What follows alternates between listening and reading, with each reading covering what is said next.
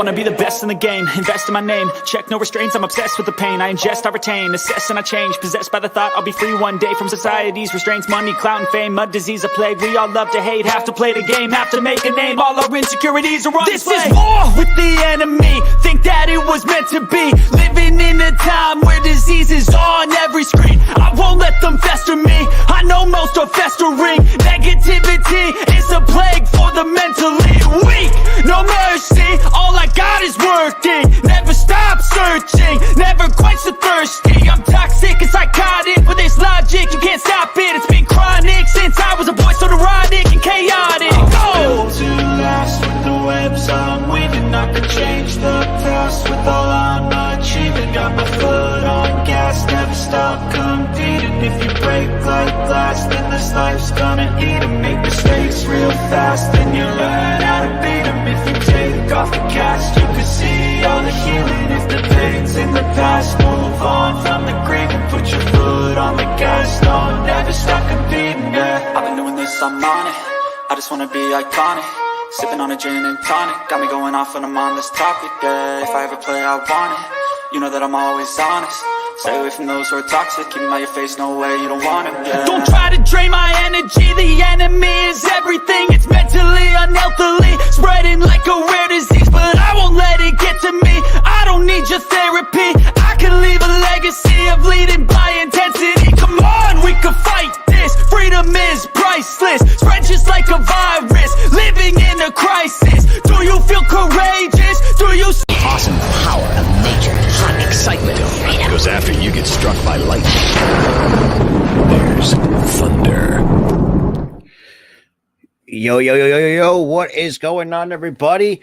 Welcome to another Raw watch along. I'm going to be joined by Earl shortly. I think he's having some technical issues, and we'll be joined. I also will be joined by Jeffy at some point. Hopefully, all technical issues aside. But yeah, shout out to the two. But before we get into it, if you guys are new from Jeff's, the Hardcore Sports, Earl's, or my channel, make sure you hit the like button. Make sure you hit that subscribe button down below. And yeah, so we're gonna get ready to we got another 10 minutes. Hopefully, I can. But yeah, let's get to some comments here. Yeah, sir. Yeah, absolutely, absolutely. Holy crap! But yeah, first time actually doing a first Raw watch along since, you know, if those have seen me, I've done a couple NXTs and a couple Friday Night SmackDown. So this is the first time I'm actually doing the Raw show. Hopefully sit through 3 hours of this shit, but we'll see. We'll see. But right now, and speaking of Earl, wait, it's coming. Oh, okay. So, here's what's gonna happen. We on, ladies and gentlemen, for the Raw watch along. I do apologize for all the snafu that's going on behind the scenes. I don't have any control over the graphics. I don't have any control over the music. So what I'm going to do is, I believe Robert has all that at his fingertips. Yes, I do. Okay, so what I'm going to do is, Robert, I'm going to cue you, and please use my intro music, please, and I will welcome everyone tonight. Absolutely. Robert, hit it. Yes, sir.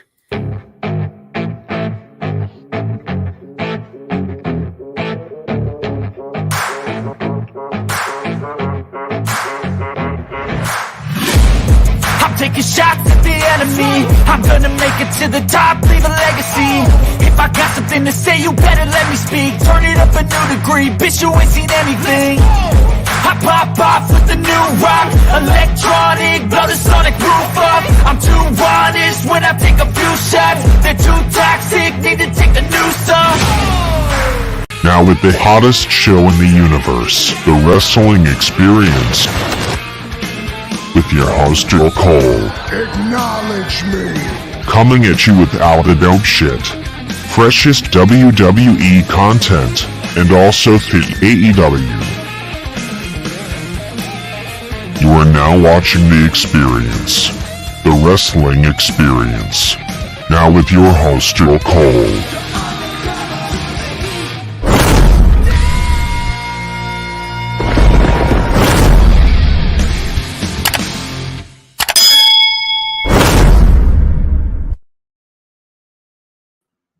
Wow, that was a great ditty. Hello, everyone, and welcome to the Raw Watch Along here tonight on the Wrestling Experience. We are here tonight because Monday Night Raw is returning to the USA Network, ladies and gentlemen, and we are returning from the Thanksgiving holiday vacation. So I hope everyone had a great Thanksgiving. I hope you Congrats. enjoyed. Yep, I hope that you've enjoyed your holiday off as we did. And of course, the wrestling experience returned last Thursday night. I had Christine the D. We had a great time. We had fun talking about AEW Dynamite. We also discussed the full year pay per view, which I attended.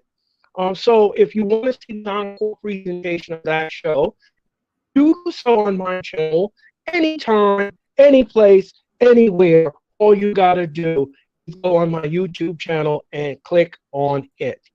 Tonight, ladies and gentlemen, I don't want to be rude because you know what? We have a very special guest tonight, and this gentleman has been on my show before. He's a great guy. He's a fun guy. He's very funny. He's got a Real to Me podcast. He's got football. He's got everything. His hands is always in the cook pot of different facets. Everything this guy touches, ladies and gentlemen, he turns to gold. And I am happy to have him on here tonight on the Wrestling Experience. Please help me welcome the one and only Robert. Robert, welcome to the Raw Watch Along for the first time What ever. is good? What is good? So, yeah, and for those who are coming through, yeah, you may not see Jed. So, Jed's going to be coming in a little bit later than usual for technical issues. But I'm glad to be here. I mean, because I've been kind of keeping busy with doing NXT the last couple of weeks. Definitely for Friday Night SmackDown, try to get some stuff ready because this Thursday at 6:00 will be another episode of the It's Really Podcast because we have a lot of stuff on hand for this week and just kind of going over some things at the same time. But yeah, I mean, it's been fun. It's been, just kind of try to get myself busy and take care of my personal life outside out of YouTube. But that's all I got. Yeah, so it's we've been all busy taking care of those, Robert. Tonight, Robert, we're looking forward to this Monday Night And Raw. speaking of Jeff,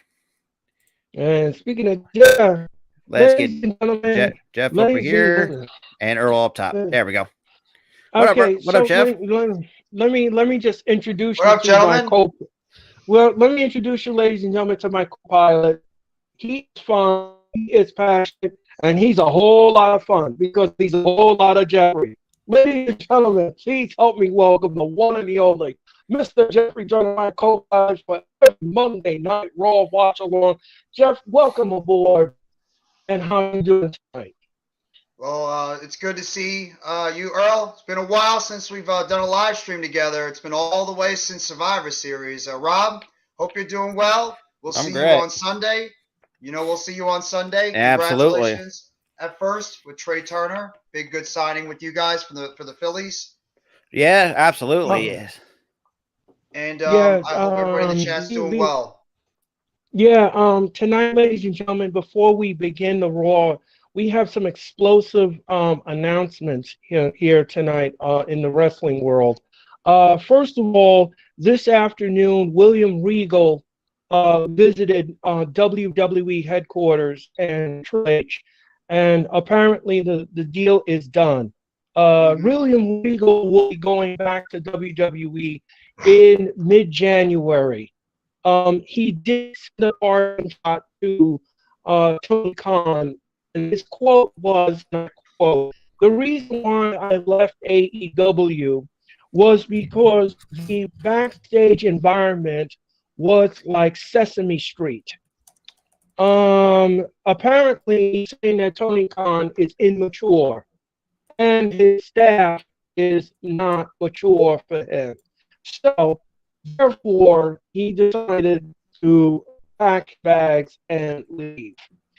This is not good. This is not a good look for Tony Khan because, as you all know, last week on AEW Dynamite, MJF went there and bashed Tony Khan too. So This is not good for AEW. This is not a good look. If you want to be taken seriously here, this is not the way to be doing it. You got to be a little bit more professional. You got to have a little bit more class to you, and you got to be taken seriously as an organization. Tony Khan right now has a problem, and his major problem is all of his friends are wrestlers, and he's making them run the show, and I'm not a fan of that. I'm not a fan of that, and this is an embarrassment to AEW for William Regal to walk away from AEW. This is not what I wanted to happen. I thought that William Regal would stay with AEW and help them grow as an organization, but apparently this is not what William Regal wanted. This is not the environment he wanted to be in. So, guys, what do you make of this? Rob, do you want to go first? I mean, pretty much it's been, we know where, because for me, like from the longest time, I've always been like a huge fan of William Regal, and I know where most of his loyalty was staying was with the WWE, and that's kind of where mostly everybody has remembered that. But I can understand why he shared his sentiments the way that he said it. I mean, it's been kind of mixed match of hosh posh. I mean, I just think that I think there was some type, I don't know if you guys agree, but I think there was some type of handshake agreement that if Triple H eventually took over power in the WWE, that William Regal would go back over there. And I mean, I would not be surprised with everything that's happened in AEW the past year or so. There's been rumors all the time. I think you guys have heard it too. There's been rumors all over the place about AEW having like that immature, childlike behavior backstage with like the wrestlers not wanting to learn, not wanting to have get some experience from veterans like William Regal, who's been in the business for 30 plus years. I mean, why would you not want to take advice from somebody like William Regal? That's a veteran that's been in the game for so long. And that's a bad look for a company that just let one of the best talent scouts out there, who brought in Gunther, who brought in Pete Dunne, who brought in a couple of the other people from NXT. I mean, what are you doing?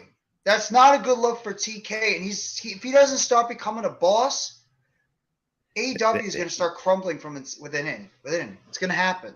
I mean, shit, and also they'll stand back from that all-out scrumble in the locker room, with the Young Bucks and CM Punk and shit like that. So I think, and like you said, I mean, if you've been around 30+ years, I mean, you see because the Undertaker when he took any shit from that, you don't see Triple H taking any shit from that. Like anyone who's been in the business long enough to realize, and yeah, lack of leadership. They lack leadership in that company right now. They need somebody that's going to go out there and be a leader. You have Jon Moxley, you have Bryan Danielson, you have Chris Jericho, but the leadership has definitely got to come from the way top, and that's Tony Khan. And I don't think he's capable enough of being a leader, because I think he's honestly a fan that loves wrestling. He's too buddy-buddy. That's why. Exactly. He's too buddy-buddy with the wrestlers because he's a fan that wanted to purchase the company because for the sake of purchasing a company. While Triple H and those guys, they want to build an empire, and they're not afraid to talk, to tell a wrestler something that they might not want to hear, but it's going to help motivate those people and want them to work for you because they respect them. Absolutely. We're starting off with the tag team title match between Matt Riddle and Elias, and taking on the Usos. Yeah, just to let everybody know, ladies and gentlemen, Monday Night Raw is hit the air. The pyro went off. We are in Washington, D.C., and Monday Night Raw, the Usos are in the building along with Squad, and of course, Sami Zayn. Let me ask two of you something. Are you feeling Uso tonight? I am, but for some reason, I have a gut feeling because the way that how Solo Sikoa is acting, which I'm going to be talking that on the show on Thursday, because there is some interesting things I want to kind of talk about. It's just how Solo Sikoa is not reacting to how with the Usos and Sami Zayn. There's something in the back of that I'm guessing that we know that Solo knows that we don't know. But one thing's for sure, I have a feeling that either the Bloodline is going to find a way to turn on Sami at some point later down the road, which I have a gut feeling that it's going to happen. I think it's going to happen at the Royal Rumble. I think it's going to be set up at the Royal Rumble. So now they're showing you backstage. Elias got attacked by line, and he's taken out. So now the question is going to happen? That question. Yeah, that's going to be the question. Is this currently that happened, or was this earlier today that he got attacked? They said earlier from today. Okay. Earlier today, that when they were arena. I think Washington, D.C. The Bloodline is now in your head. Monday Night Raw, ladies and gentlemen, is coming to you from the empty Washington, D.C. and the Capital One Arena. The tag team title match is officially canceled. Shit. So Sequoia is responsible. You see the stoic look on his face. Like, I want to know what he's thinking. He probably thinks there's something going on behind the scenes with Sami Zayn. That's pretty fishy. Yeah, I mean, you could definitely tell that he's giving off that body language, like he knows his. Yeah, I don't think Sequoia trusts Zayn at all. He thinks. And I'm also feeling that, and this can lead up to the partnership with Sami and Kevin to take on the Usos for the tag team titles at some point. I think it's gonna be WrestleMania. Yeah, but if you guys remember what Kevin Owens said last week on Raw, he is done tag teaming with Zayn. Now I don't know if this is gonna. I don't know if this is gonna come to fruition or what. But he said he was done with them, so I don't know what's gonna happen here. I think they're going to still be a tag team. I think there's something going on behind the scenes, and I think it's going to happen around the Royal Rumble, and I think it's going to build them up where the Bloodline is eventually going to turn on Sami. Maybe at the Elimination Chamber is where the turn happens, and then it's going to set up KO and Sami to reunite together, and then eventually they're going to go after the Usos for the titles at WrestleMania, and then that's when they're going to be able to finally take down the Usos as the Universal Champions. Maybe are they going to split those tag team titles back up, or are they going to keep them as one? I really hope so at some point. They're supposed to be merged. They're supposed to be merged. Sami Zayn now is confronting Riddle. He said he's a usologist. Sammy. An usologist. Yes. I can't. He says he's the enforcer, he's the destroyer. That's the source Sequoia. That's Uzi. So they're going to do Riddle versus Sikoa? Okay.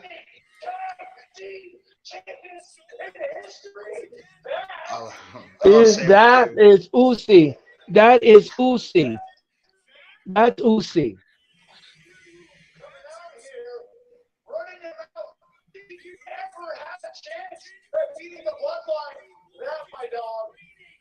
That, my dog, that's not Uzi. You're not beating the Bloodline tonight. That's not Uzi. What's up, Sophie? How you doing tonight? Hi, Sophie. Hit that like button. Yeah, he is. They're all probably trying not to laugh. It's just Sammy's just that funny. He is funny.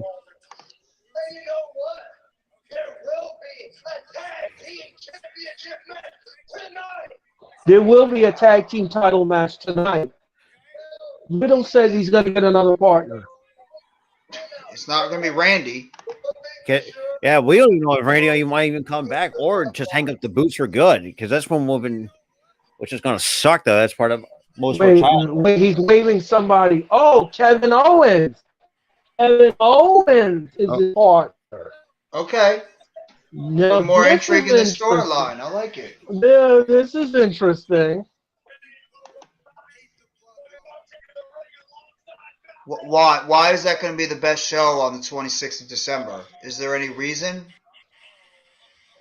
Is somebody coming back? No, Sophie says that. Did you hear the December 26th Raw might be the best of, might be a best of show? I didn't hear none of that. Neither did I. No. I know that on Monday the 26th, the WWE has a house show in Madison Square Garden. I know that. I will be there for that, but I don't know about Raw. Usos now. Okay, so now it's KO now is beating the stew. He just beating the stew on one half of the champions. Kevin Owens now whips the ropes. Oh, what an elbow by Kevin Owens. Senton bomb by Kevin Owens. And he covers 1, 2, no. Oh, I see that we have referee Rod Zapata back on Raw after being suspended. I didn't even realize he got suspended. So I mean, yes, he was suspended. Look out! Oh, KO was gonna do his famous KO bomb in the corner, and they pulled him out of the ring. Oh, what a clothesline to Jey Uso. And then, he's taking on both Usos now. What you looking at, says Kevin Owens. And we're going to commercial.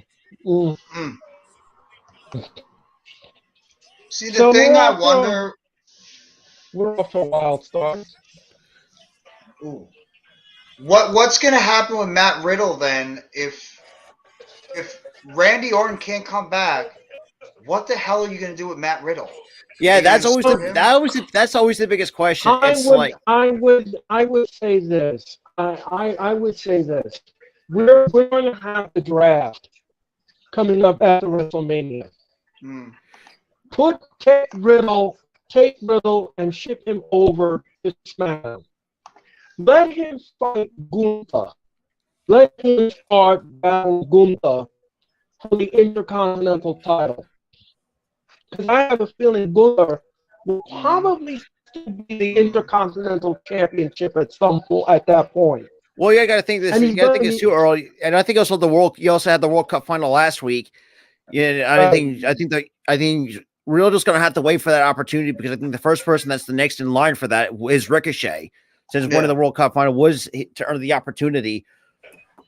Well, man, I could have just imagined seeing Gunther and Santos Escobar going at it for the IC title at the same time. So either way, I don't know. Right. Sign us up. Gunther and Santos Escobar, sign us up. Sign us up. Sign me up, please. What up, Taco? What up? By the way, welcome back, Tegan Knox. That's a take my money. Absolutely. Another great addition to the women's. I did not even recognize her when she first came back. I'm like, who the hell is the girl with the colored hair? The purple, yellow, green. I'm like, holy shit, that's Tegan Knox. Holy crap, Tegan like they're Knox. throwing her into a prominent storyline. I like it. And let me just say something here. I do want to make this public to everyone on my show.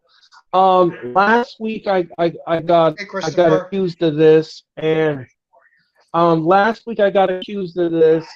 During the Survivor Series, I got accused of this, and I'm just going to clear this up right now. I am not a sexist when it comes to my comments towards the women's division. Okay, when I make a comment about the women's division, I'm just stating my opinion, not being sexist on the women in wrestling. So let's clear that up for right now. And please do not use that in the chat. Because for me, I just feel like the SmackDown women's division is more should get more criticism than anything else. Because just how lackluster it has been the last obviously last. Well, that's we're right, and I was just stating my opinion, Robert. Because the only thing that's what's bringing it down is fucking Ronda Rousey. Like I've said this time and time again. It's Ronda Rousey is what's the issue, because you have potential stars on that SmackDown Women's roster. Thank you, It's all because of Ronda Rousey kind of dragging the division down, and she's really kind of just ruined the SmackDown Women's title. She just ruined that. It's ruined everything as it is. And Ronda Rousey sucks. She sucks. Yeah. At this point, I would rather title off her. Please get that freaking title off of her. Absolutely. Because I say this to people too. Is like I would rather watch a Charlotte match than I would watch a Ronda Rousey match. I would too, because at least she because look, even though I don't like Charlotte, but at least she knows how to put on a decent match for the love of God. Right. She's away right now. But I think she's coming from back soon. I think the last time I checked, remember she was on like her honeymoon or something like that. And also the fact too. Nobody gives a crap about the rest of the women in the division. They're not superstars. That is true. All the wrestlers come back. Damage Control, Mia Yim, all of them. They're zero reaction. Nothing. And me and Jeffrey have been talking about this. We've been going back and forth with this every Monday night on the watch along when do these calls. We call these matches and we don't hear nothing from the audience. The last time I called a women's division match on Raw, there was a woman in the audience. No, there was a woman in the audience. She was literally texting somebody while she was sitting at her seat. That's how disinterested she was in the match. It sucks. And Shotzi's good. Shotzi's not bad. It's just Ronda's so goddamn awful on the mic and botchy. Yeah. I mean, the only one I can think Don't forget Botchy. Separate the 11. Just separate. Who am I thinking of? Shayna Baszler. That's who I'm thinking of. I was having a brain fart. Jay Uso now he's choking Riddle on the rope. She's been getting screwed over too. Shayna Baszler. If there's any woman that should be pissed off right now, Shayna Baszler. It should be Shayna first. And please start on that. I have said this on my show many times. So Shayna Baszler was screwed. Her star potential. She was now that Jews I can agree on. The fact that Ronda can't we can all agree with you here. Like Ronda has a very limited skill set. Oh my God! One, two, no. So I think it's gonna be Ronda and Becky. I mean, like at some point, like when are we gonna move off from that? Right? Like it's just like for me. I mean, I'm Shayna. Like I can understand her sentiment at this point. Yeah. Because I mean, you start building up these other women too. I mean, yeah, Shotzi, who's a potential women's champion. Who am I thinking of? There's Tegan Knox, uppercut. Wow. Like first of all, damage control has been for me in my eyes has become Sophie. I don't know about Sasha Banks. Because literally Sasha Banks is happy away from the company, so I do not know. Royal Rumble, you might see her come back. I think she's just enjoying her outside. There was a blind tag. It was a blind tag. And both Usos now grabs Riddle and slams him down to the mat. And then 1, 2, no. And I don't know if you guys heard this rumor. There's rumors going around that The Rock might actually win the Royal Rumble. Yeah, that's the rumor I've been hearing a lot. So it's like I don't see it. I really don't. No, that would be a disaster. Because I mean, I would rather see Rock and Roman Reigns at Mania. That's what I would see. Me too. I mean, I feel that sacrifice the Rumble. Even though Triple H did say that he'd rather have something spectacular at 40 than 39. Mm-hmm. Yeah, Sophie. Yep, that's happening. Yes, and let's be real, man. I mean, look, the one guy that I'm very hyped for is his son, Charlie Dempsey. His son's got a lot of potential because from what we've been seeing, good man, that is going to be interesting to watch. Because the fact that I did NXT last week with my buddy Tyler. We actually because we did kind of watch the vignette for him. It's just like, screw like the modern pro wrestling. He like goes like name drops like the late Carl Gotch. Is like, man, you're really going some old school wrestling right there, like the old style. But I'm excited. But Shawn Michaels, please, for the love of God, repackage Wendy Chu, because for the love of God, I'm gonna pull my hair out each and every time I had to fucking see her. It's just like, what happened to Wendy Chu? Repackage a lot of people in NXT. NXT's just not doing it like it really isn't. I mean, there's some that isn't really doing it. One, like I said, Wendy Chu, Vaughn Weiner gets repackaged. But that's because everybody else, I'm actually really liking. Like Wesley's actually pretty solid. He's good. He just needed an opportunity. Carmelo Hayes too. Gotta get that man. Oh my God! If you cannot f up Carmelo Hayes, that guy has got megastar written all over him. Oh, absolutely. Him and Trick Williams is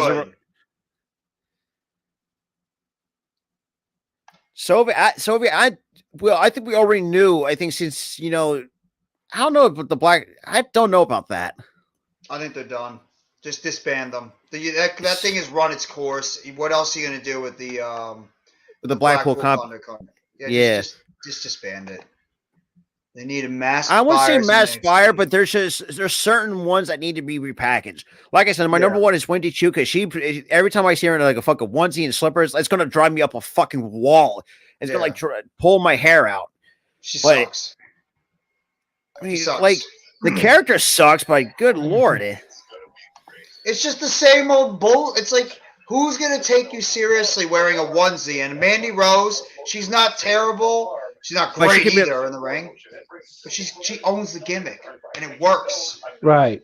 She's that type of woman, Rob and Earl, that it's like every guy wants her, but they don't got a chance in hell of getting her. Yeah, she comes off of the rise that gimmick perfectly. I mean, you also got a really good women's tag team in Toxic Attraction, who I think's got mega stardom written all over them. So, they need to get better in the ring, though. Both of them are very, very rough in the ring. But I mean, but I still want to say not call them up yet. I mean, but yeah, I've been seeing that. So, man, please do not. I swear to God, do not turn her heel like the last time you fucking pulled that stupid switch. That was horrible. Why don't you just go back to the Southern Belle? Turn it back into the Southern Belle. Yeah, I mean, wow. I'm looking forward to Mercedes. That's good. I heard that's going to be a good match on the card, that final battle. Yeah, I agree. I think one of the biggest problems with AEW is they need to get a Ring of Honor a TV show. They can't just keep having Ring of Honor on AEW television. Get its own TV show. And we are back, ladies and gentlemen, with Monday Night Raw. And then following it. God. And Riddle don't pull that shit again. That was horrible. KO is tagged in. Oh, Senton Bomb. 1, 2, no. Ooh, they almost won the title. I'd say find a way to make a deal with the TNA. Have both divisions combined. Just let it run. Is TNA willing to do that, though? That's the thing. Kevin Owens now is measuring. He's measuring. Look out! Rob is excited. Trust me, like when we're because it was just funny. He puts his foot down. Oh, super kick by Owens. Really, I was making my lunch when I heard my phone go. It's like Trey Turner signs with Philly. I say, you gotta be fucking shitting me. Well, I was making my lunch. Like we got Verlander. He just kicked the taste out of Kevin. He beat the stew out of Kevin.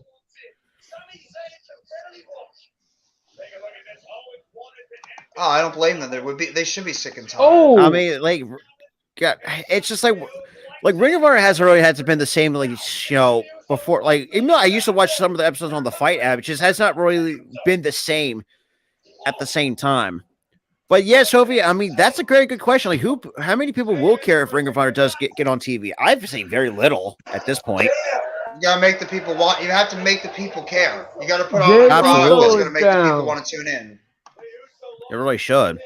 And this I agree with because Triple H is younger now, where he can relate to the fans. And he's another guy. Like I said, I mean, he's been around the game for 30 years. I mean, he's another guy. Riddle just took out Sokoa.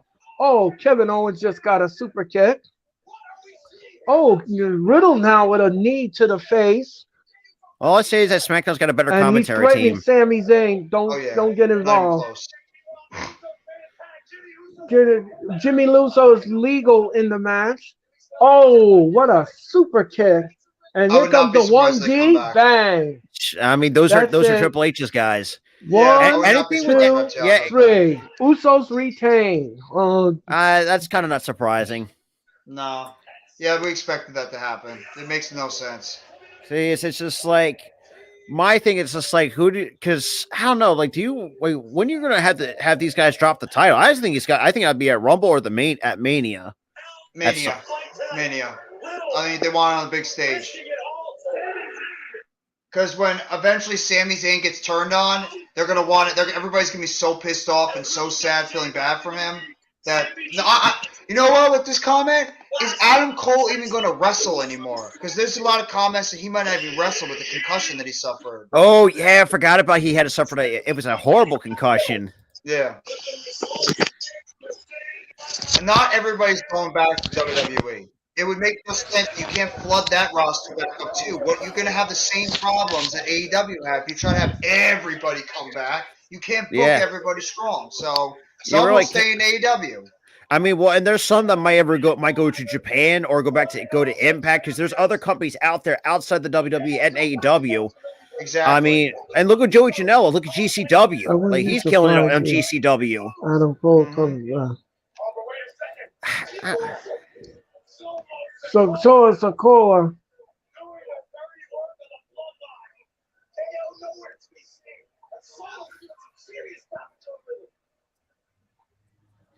Fire the week. Fire the week.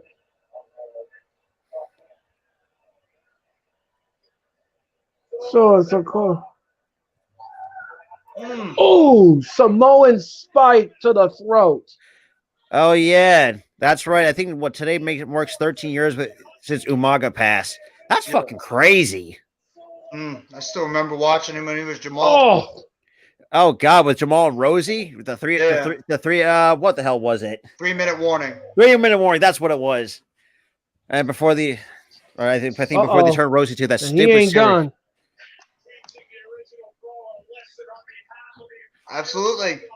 It's going to make the storyline epic when eventually the turn does happen.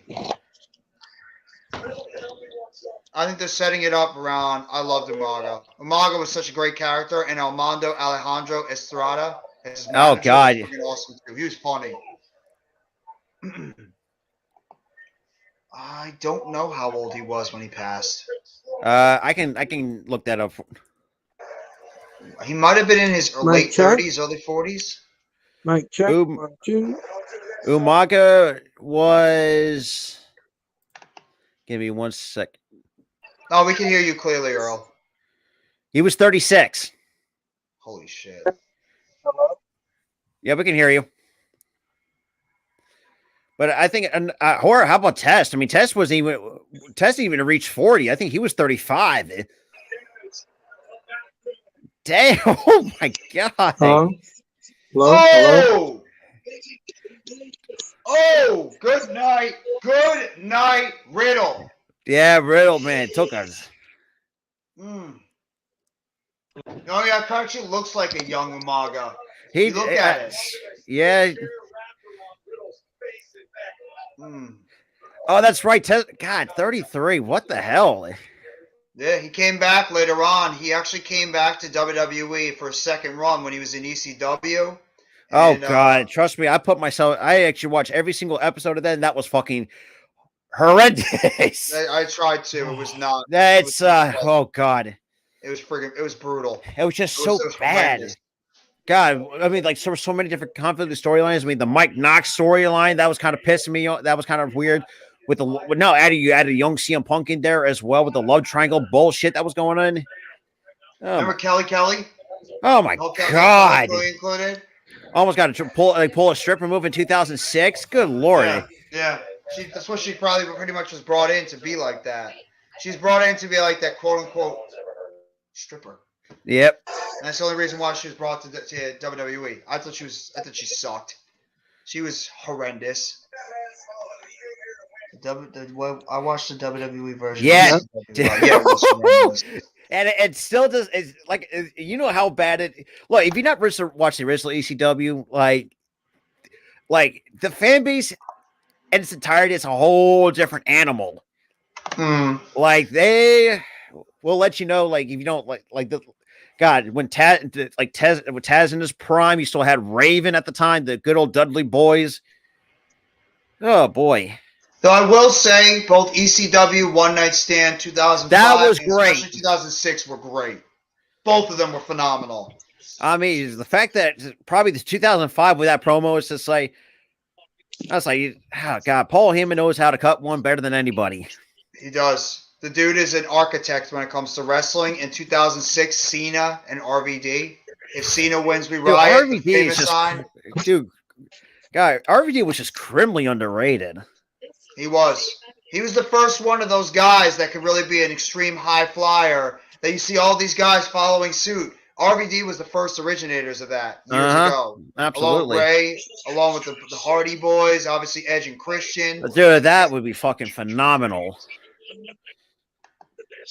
WWE's ECW better. I don't know about that one. Yeah, I don't agree like with that. Like I'm kind of torn on that. See, the issue what I have is, and I lived through love WCW.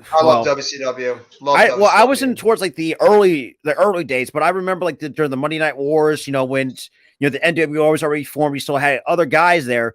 But unfortunately, I had to live through the fucking Vince Russo era of WCW, and that was just fucking horrible. Oh, you mean the death of WCW? Pretty much. Vince the last match I remember was March 16, March 16, 2001. Sting and Ric Flair in Panama City, Florida, was the very last match. WCW died. They died when they decided to give David Arquette the WCW championship. David freaking Arquette. Yeah, they could have done the Invasion storyline. They could have done a lot better with that. That was a mess too. The whole Invasion storyline with WCW and ECW. The concept, yes, I like that, but the execution was just not great. Yeah, it was horrendous. It made no sense. But because everybody was so over during that era, nobody cared. And Triple H was there too because he was out with a quad injury. So that was a big loss too.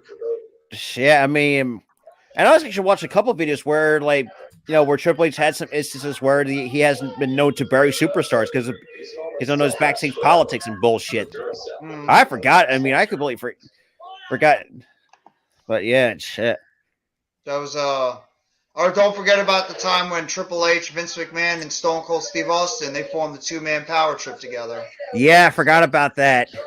That was before Triple H blew out his knee in that tag team match on Monday Night Raw against Jericho and I believe it was Jericho and Benoit, the tag team titles. This would have been what, 2000, somewhere in the early 2000s. Yeah, it was like 2001, 2002, I believe. Well, what? Let me. All right, 2000. Oh, by the way, if anybody wants to know, Eric Young is officially now part of the WWE again. So just beware. Eric Young is back in the WWE. You know what that means? Sanity. I mean, shit. If you didn't drop the ball with Sanity, because I swear to God, I mean, for me, I was digging that faction, but now you have to bring back Killian Dane and Alexander Wolf. I think they will. Exactly. So, ladies and gentlemen, I do apologize for all the technical little problems we had. Fans? We've had little audio issues and everything else. Judgment Day is backstage and they're cutting a promo. Because everybody loves Austin. They're not. Yeah, also was just super over during a lot of. I mean, like people don't realize how good Eric Young truly is. Like people don't really give the man some respect. Even though, let's be real, him being part of Team Canada in the early parts of Impact was complete shit, for the lack of a better term. I liked Team Canada back in the day with Scott D'Amore, Robert Roode, Petey Williams. They were good. And also, I mean, and that's another reason why we don't see Robert Roode, because he had spinal surgery at the same time. Right. I think he should think about hanging it up. Robert Roode should think about hanging it up. He's up there in age, and having a serious injury like this.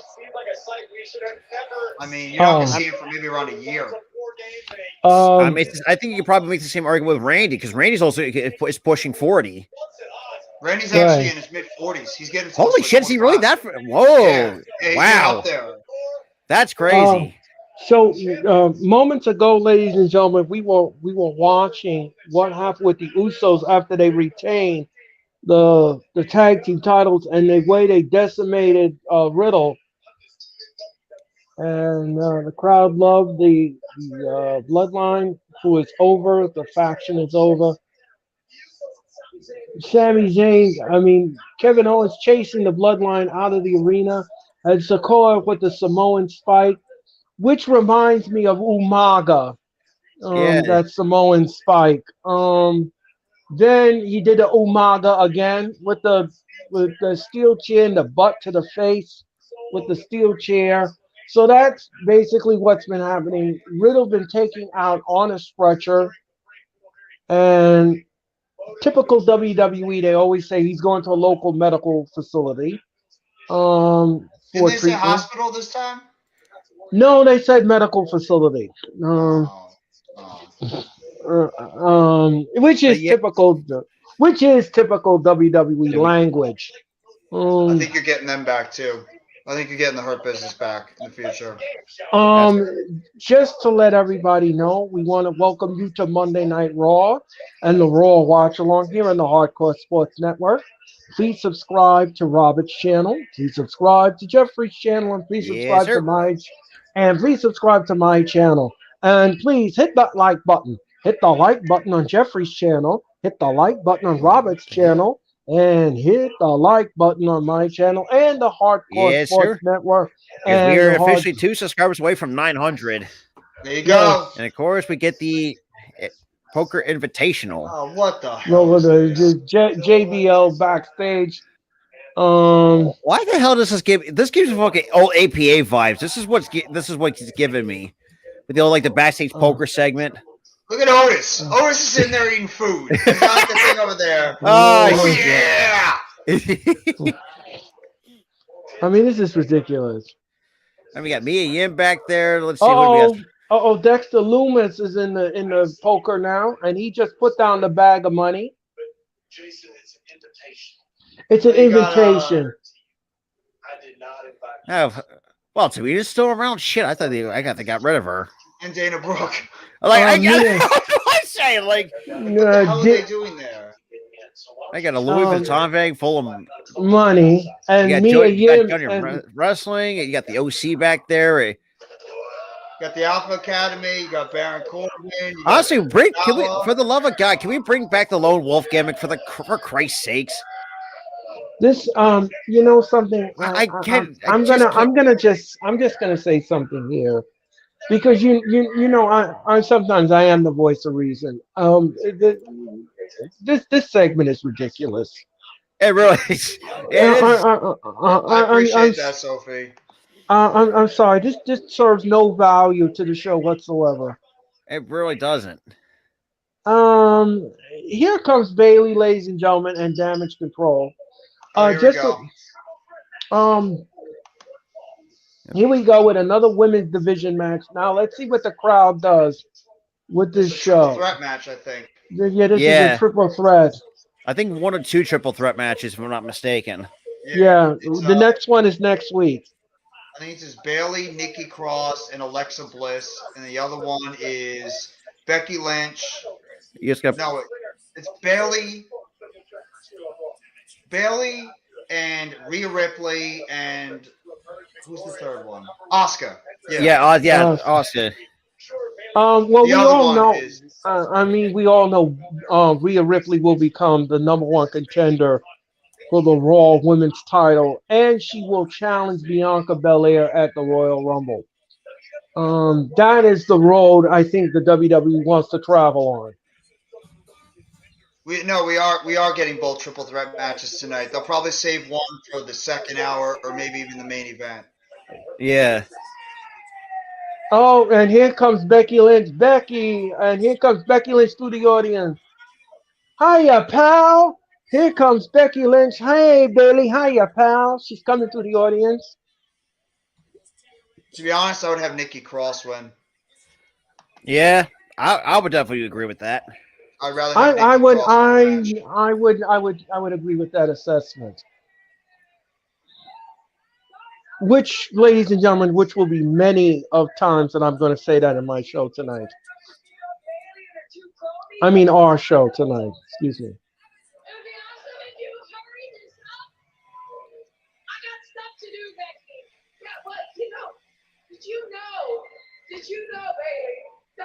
He's, Did you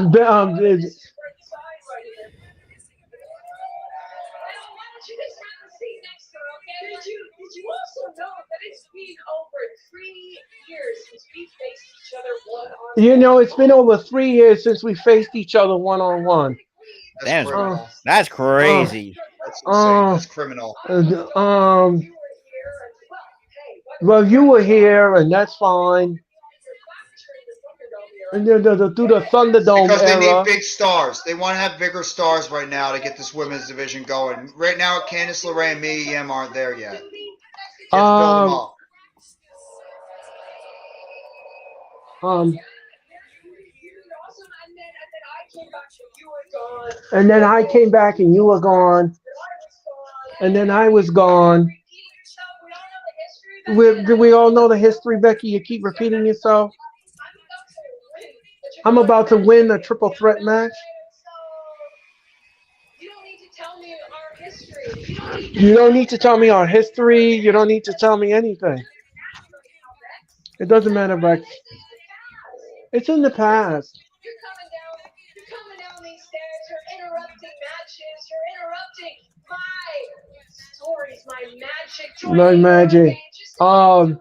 Just to let everybody know that Becky Lynch interfered last night in Rochester, New York, in a house show and cost Bayley the Raw Women's title in the main event. So I'm sure they're gonna stir that up. I'm glad they're making a house show feel important. Yeah. Yes. Triple H is turning around the house show numbers.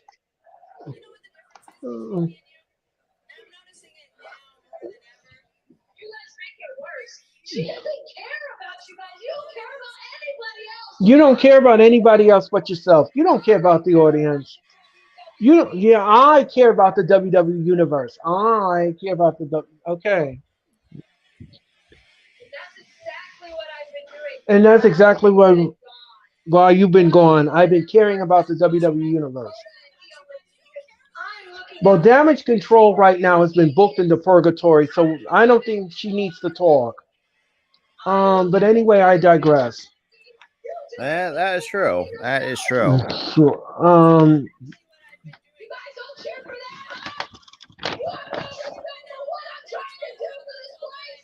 You think what I'm trying to do for this place, and she's carrying on, and she's going on about the whole thing.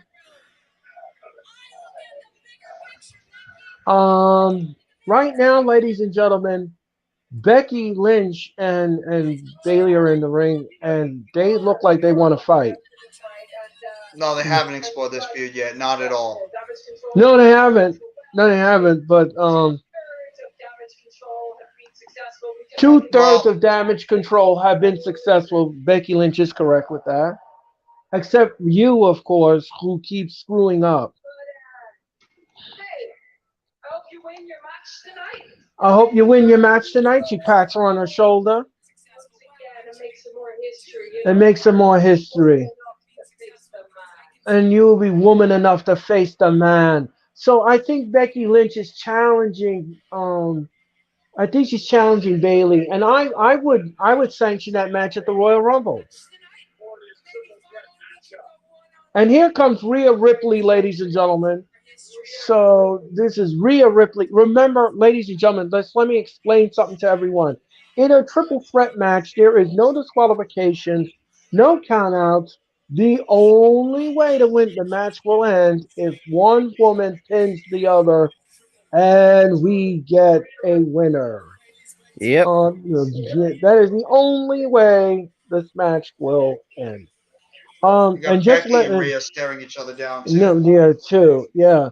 And just to let everybody know, we cannot show you what we are looking at on the television screen, but we can certainly describe it to you. And we are bringing you all the action here on Raw. As soon as this triple threat match is done, I'm going to step aside, and either Robert or Jeffrey will take over, and they will describe the next thing that's going on Raw. Oh, that's for sure. Um, uh, so, ladies and gentlemen, Rhea Ripley just gave the coldest death stare to Becky Lynch. And if looks can kill, Becky Lynch would have been dead on the floor. Pretty much. That stare looks like I'm gonna stab the crap out of you. And look. I don't think Becky Lynch has ever taken on Rhea Ripley before. No, yeah, that's a very good point. I think there's some interesting. There's some matches that she has not seen. She's not taking on Rhea, and she. I think it's been a long time she's taking on Bailey. Now right. this she's taking on Bianca too. Yeah, that's it. I can agree with this one. The payoff between Beth Phoenix and Rhea Ripley from that was it the Royal Rumble? That incident. It actually makes Bailey look like an idiot, though. Do you have you're highlighting this feud right here, and Bailey's just sitting in the ring like, Yeah. Well, that's what I just said. Didn't I just say, Jeffrey? Didn't I just say the way they book her? Didn't I just say that? Well, didn't I? Damage control cares about damage control right now. That's the problem. That's the best woman right now in this damn division is Rhea Ripley. She's the best woman in this division on Raw and SmackDown. Okay, so we're going to go to commercial break right now, ladies and gentlemen, and we're going to take a little break. Just to let everybody know, we have some more wrestling news, courtesy of the Wrestling Observer. Cody Rhodes is reportedly getting closer to the return to the WWE. His recovery is going very well. In the report from the Wrestling Observer, they says Rhodes' recovery is moving along as fast as it can be. He is lifting heavy weights and he is putting on a lot of weight. Right now, Cody Rhodes weighs 240 pounds, which be the biggest he's ever been in his life. Cody Rhodes says that right now he is getting things back to normal. He's able to pick up a wrestler and body slam him. He's able to be nimble in the ring, and the entire tendon that was ripped is completely healed. So, therefore, we could be seeing Cody Rhodes sooner rather than later after he gets a physical from Triple H's doctors and the WWE doctors. So this is huge news for everyone who wants Cody Rhodes to return to the WWE. I do. I'm one of them. Which means that he will probably mix it up in the Royal Rumble. That's what I think. I think that I agree with this assessment. There it is. I agree with the assessment of the Wrestling Observer, and I agree with the Cody Rhodes returning. I think he should win the Rumble. At that point, at some point, I want him to win the world title and just drop the damn, copy and paste bullshit and bring back the old school winged eagle design for the love of Christ. Yeah, well, something. The WWE symbol. It's like copy and paste it on the world title, the universal title, and the women's championship. Like, change it up. It's ugly. There's nothing new to it. Think of the interesting title designs. We still had the Smoking Skull. You had the Brahma Bull designs back in the late 90s. They don't have the stupid spinner belt. Oh, right. Yeah, I would not mind that. Or the big gold belt, or get something simple, and that's the only one simple design is easy. How about the original belt itself? How about that? I love the original belt because that's what I grew up on. Hey, I like nostalgia. Don't we all? We all love nostalgia. Or we for all the love love to of get God, back. if you want to really go back, I mean, give me back the old school Intercontinental title from like the late 90s, almost throughout the into 2000s. Yeah. Yes. I mean, I just cannot get behind this new design of the IC title. It's ugly. You know what actually looks pretty? MJF's new world title. Oh that thing's a beaut.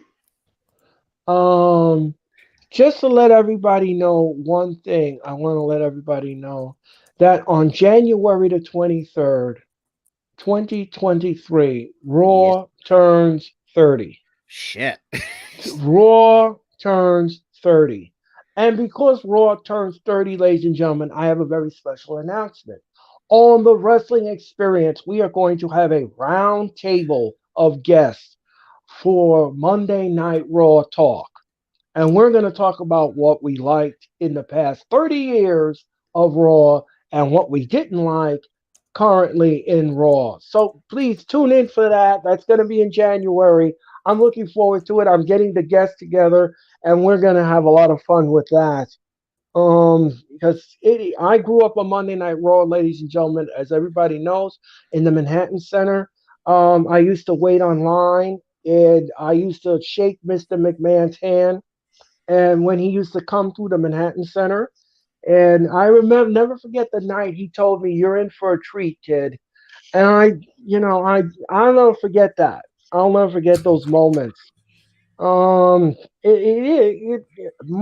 has really evolved over the years. It has. It really has. I mean, people were, and take it from me though, even though I was been part towards the Attitude Era, so like it's people realize too. I've experienced like, the edgier side through the wrestler ruthless aggression. It's like people don't realize like how different wrestling was in the late 90s throughout the 2000s. It was wild. It was like the wild, wild west of wrestling before they all had the team down for the PG product.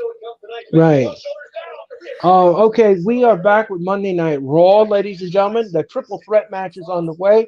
It is Rhea Ripley taking on Asuka and Bayley. And Bayley is just getting manhandled by Rhea Ripley. Between Rhea Ripley and between Asuka, one, two. So a lot of these women in this match, should have been and should have held the title longer than anybody else. Rhea Ripley especially. In particular, it's the most like the highlight of that. Yes, Rhea Ripley was the women's champion in NXT, and because of Charlotte Flair, they gave it to Charlotte Flair, which was an absolute travesty of justice. And this is why I said, and I'll say this too. This is what happens when you have wrestlers who have experience and a lot of backstage politics. That's also placed into account. No matter what brand you're on, when backstage politics are involved, you're going to find out we get screwed. We saw with many superstars in the past. I mean, one moment in particular is probably the most infamous segment that a lot of people don't really talk about is the Triple H and Booker T promo segment that a lot of people don't remember. Booker T at the time I would see was definitely for me, it was a world champion in my eyes. But knowing that you had Triple H who's been there longer, has a lot more power backstage, and it just kind of just ruined everything for Booker T, and just until everything had to change. It's the same thing with Charlotte in the women's division. Right. Right now, Rhea Ripley just whipped Bayley into the corner, and Bayley is down. She's in a lot of pain. Now she's going to work on Asuka. Asuka now is fighting Rhea Ripley. Rhea Ripley kicks Asuka in the guts. Oh, what a beautiful Beal in the corner by Rhea Ripley, and another Beal in the corner by Rhea Ripley. How strong is Rhea Ripley? I mean, you'd be surprised. Did you see when she body slammed the man on the floor? That was impressive. That looked like something China would do. God rest her soul. God rest her soul. China. That took a when we heard when she passed away. That took a piece of my childhood out of my. That ripped it part of my childhood away. Yeah, it did. Even though, yeah, some of the shit that she did in the Attitude Era does not fly in the modern society. No. She used to hit the referees and the beans and the francs. To cheat. That's Got what her she and used Chris to Jericho feuding at one point with Cat as her sidekick. Like it's been it's been big hell of a ride. Which woman are we talking about? Right now, we're kind of trying to see if we can make. Right now, we're kind of just talk about China a little bit because of how and also kind of see we can make the comparison with Rhea, just based of the kind of superstar that China we're going used to commercial to be. room. Yes, she does have a lot of China traits, but yeah, more athletic. Yeah, because China was more. But yeah. And we have to get Rhea back into the title picture at some goddamn point.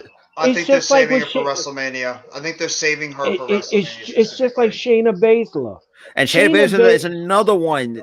Shayna Baszler, let me just say something here. Shayna Baszler was the women's champion in NXT. She had stellar matches in NXT. Her matches were so epic, it wasn't even funny. And when she came up to the main roster, they saddlebagged her with that sloppy Nia Jax. Not just that, and then when they called her up to be like this super weird ass vampire, given that she bites people, like what the fuck is that? Yeah. What's up, Dylan? What up? Yeah, Dylan, how are you? Hit that like button. I mean, she was saddled back with so many different gimmicks and bad storylines. And I said to myself, why are you doing this to Rhea Ripley? I mean, why are you doing this to her? Why are you doing this? I mean, like Shayna, I mean, people realize like when that mean streak that she has, like, and this also stands to the fact that she's partnered up with Rhea, or not Rhea, but Ronda, that just kind of throws the whole completely thing out the window. Mm-hmm. Yeah, because now how are you going to take her seriously as a champion if she's saddlebagged with that sloppy, no good Ronda and also, Rousey? and me and Tara kind of talked about this too. And for me, I'm thinking in my mind, if I'm Shayna's just like after breaking Natalia's nose, it's like I could see outside the ring she does feel remorse for that, because I feel like I feel that I put that blame on Ronda for saying something for that. And legitimately breaking her nose, because I don't think. Go ahead, Robert. I'm sorry. I don't think someone like Shayna would do anything to hurt their opponent. Because I think from what I've heard, she's one of the safer workers in the ring. But it's Ronda. It's where, like I said, it's where the issue. Not just bringing out the women's division, the title. It's also bringing down some of the character work. Well, we know why they gave her the title, though. It's because she's a big name, and WWE has to think about, outside the WWE wrestling fan. They got to think about the biggest marketable name, and no matter as much as we don't like Ronda Rousey, she still is the biggest name in that women's division. That's the only reason why she's the champion. And let me just say something. Natalia's going to be out 3 months. She recently had to have rhinoplasty surgery. She recently had to put her cheekbone back together. Yeah. That was bad. That wasn't good. That was intentional. That was done on purpose. I don't care about kayfabe. I don't care about anything else about that. A broken nose is a broken nose, no matter how you look at it. Exactly. Well, I couldn't say, but when because I know broken bones 6 to 8.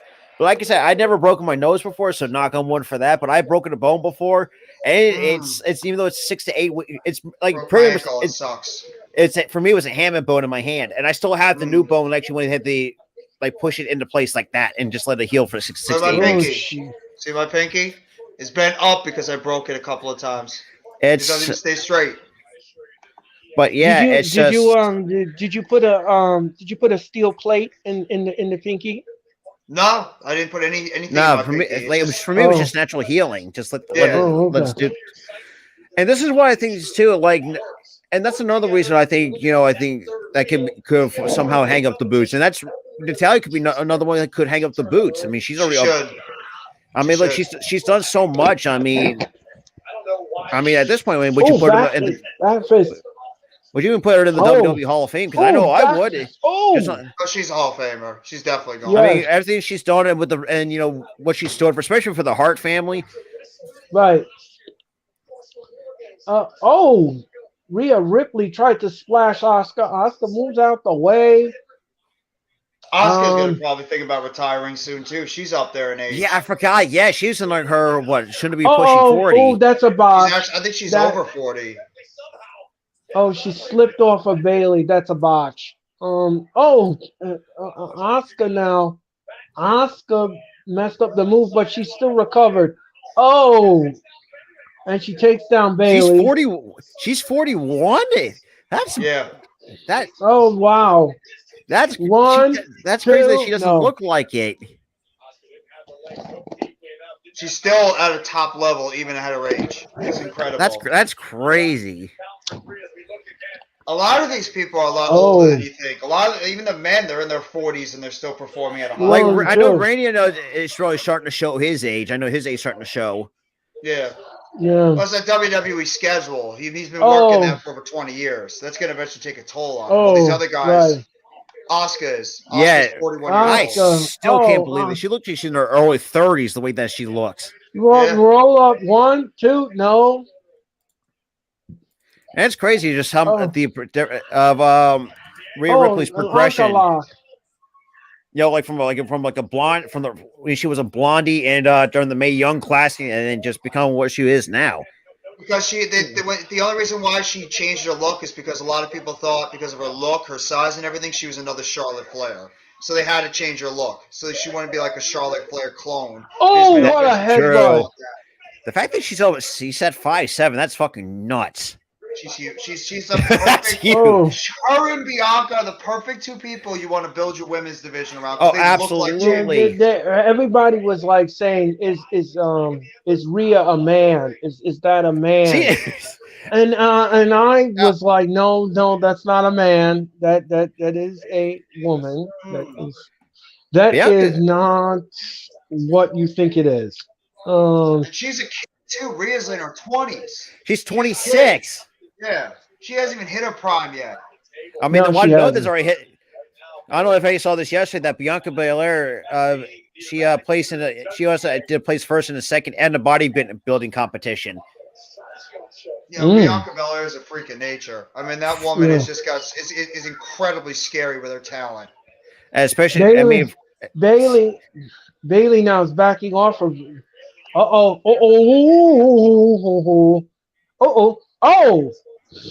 Oh, these ladies are just going at each other.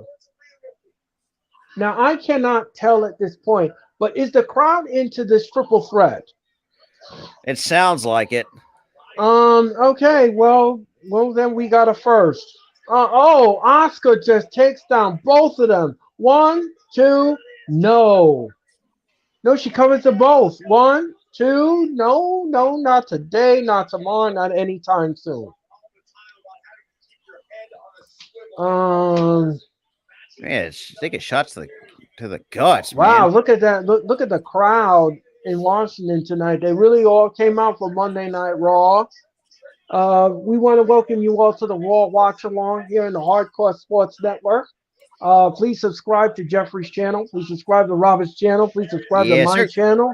And please subscribe to the Hardcore Sports Network. And please hit that like button. Hit the like button on Robert's channel. Hit the like button on Jeffrey's channel. Hit the like button on my channel. And please hit the like button on the Hardcore Sports Network. We greatly appreciate it. Because tonight deserves to win this match. That's the thing.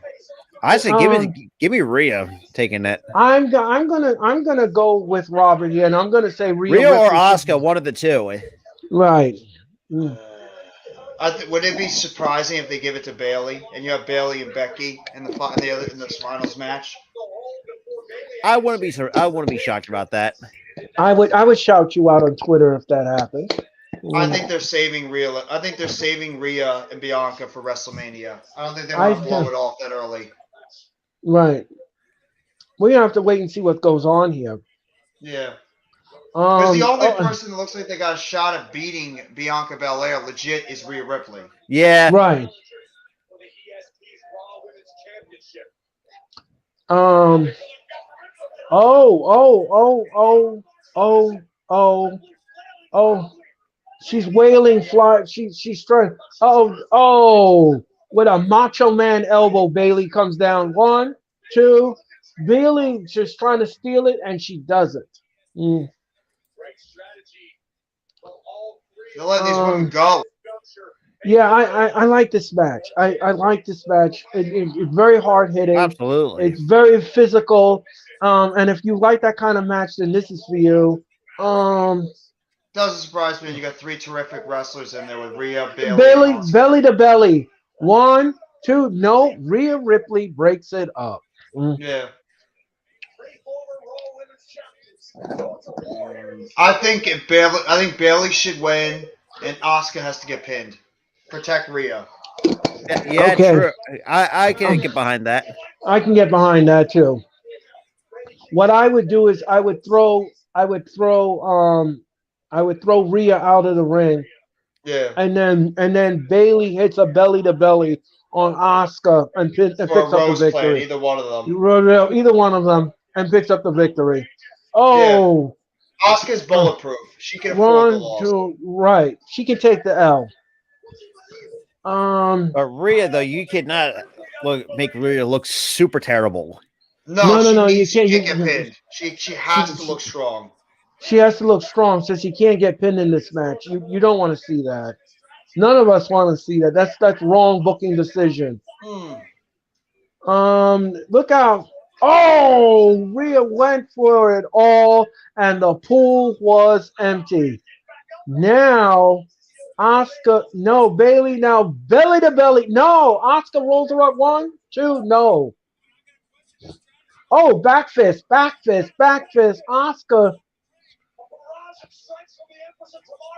Bailey now. Oh, Asuka with a super kick. Asuka now from the second rope, and Bailey of Rose Plant. Here we go.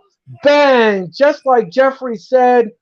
1, 2, 3. Bailey wins and protects.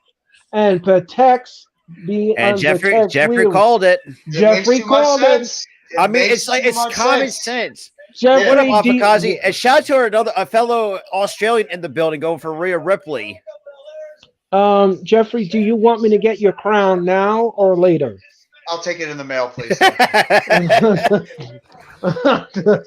Please give me your address. Please give me your address after this show is done and over. Do I get a crown with a Burger King crown? No, Jeffrey. What it'll have is it'll have footballs at the end of the tail, at the top of the crown. It'll have like footballs, and then your name on the top, and it's gonna look spectacular. Oh man, Rhea's going ham on it. Yeah, she is going. Oscar. She's beating the stew. She's pissed. She's beating the stew out of Oscar. Bailey wins the match, and Rhea Ripley is protected, just as Jeffrey said. So my buddy Afakazi says she wants to get, because he wants to see Rhea win the Rumble, get her title shot at Mania, and bank on it. That's how I would do it too. I agree. She got to be the favorite. She has to be the favorite going into the Rumble. Absolutely, 100%. And it would be a travesty right now if she doesn't. And here comes Seth Rollins with his outfit. Oh, I can't wait for Seth. Oh, when Seth comes out, it's a happy day. Oh, absolutely. There's going to I think I'm gonna give this to Robert. Robert, you're gonna call this next match. Seth Rollins is coming. What the hell is that? Holy crap, what the hell is he wearing? I have no idea. What the hell is he wearing? Like, damn, it's just like who decides this outfit choices? Like, damn. Robert, that's going to be all for you. That's good enough for me. But then, so December 10th, for those who are NXT fans, NXT will hold NXT Deadline.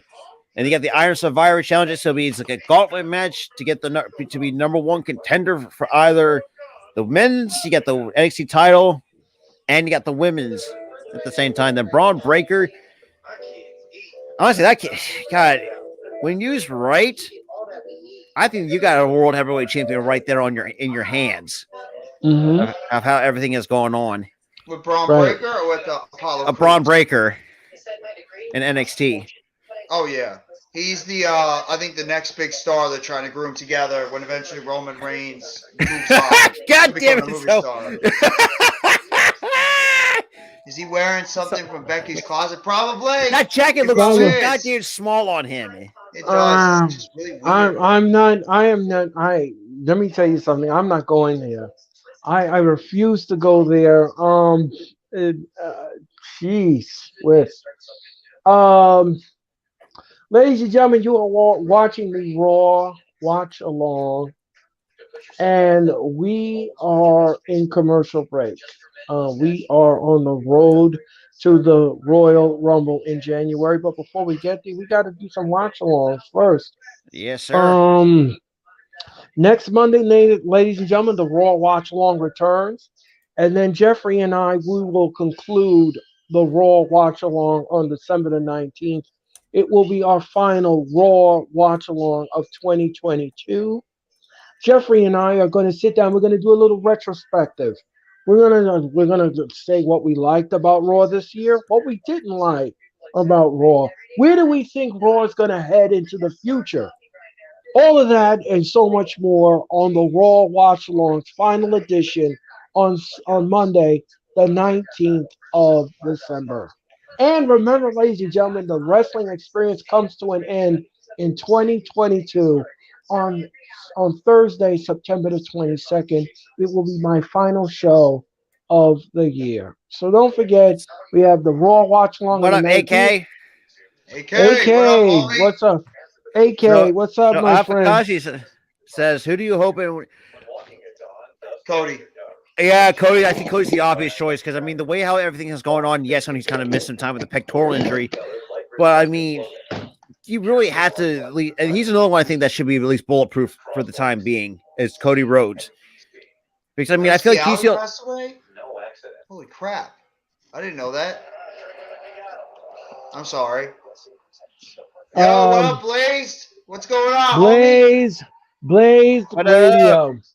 Blaze Radio, one of the most greatest content creators on YouTube. Please subscribe to Blaze Radio because he has his hands in not only wrestling but NFL. Oh, yeah. He is great. He's great. Earl, Blaze are you yelling at him again? yeah, Jeff. Yeah, apparently. Yeah, I don't know if everybody's seen the show Cheers. Yeah, that's where you know she's from. The show Cheers. Oh, okay. Unfortunately, she had cancer. Kicked her ass. Is basically unfortunately. Hold on, Robert. We have a special announcement. Unfortunately, I'm medically disqualified to compete this Friday on SmackDown.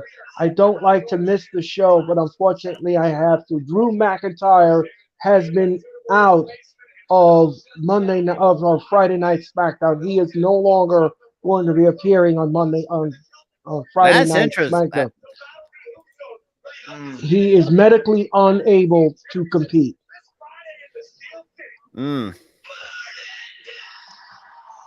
Okay, ladies and gentlemen, we welcome back to Monday Night Raw.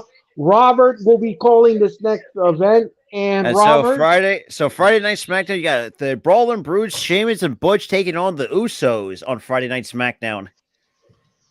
Yep. Trying to make Raw and SmackDown feel more important with no pay-per-view until the Royal Rumble. That's true. Makes sense. Robert, take it away. Well, I'm kind of a little bit behind a couple of you guys. I'm just getting out to Rollins' entrance right now. All right. That's where I am.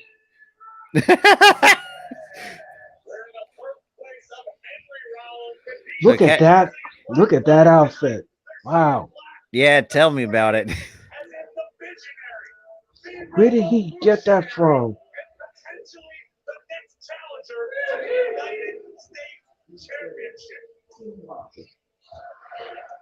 Best freaking thing on wrestling. Every time Seth Rollins comes out, it's just a good time. It really is. He's friggin' awesome. Bobby Lashley will take on Rollins next week on Monday Night Raw for the #1 contenders match. sure it's legal. But the nation's capital serenading Rollins with his. Are they doing something with Mustafa Ali, because he keeps posting stuff that he's gonna wants to go after the United States Championship? So is he gonna get involved in this too? Okay, I'm gonna give you a little backstory. Because of what he did with Mr. McMahon about getting his release, and we wanted to release.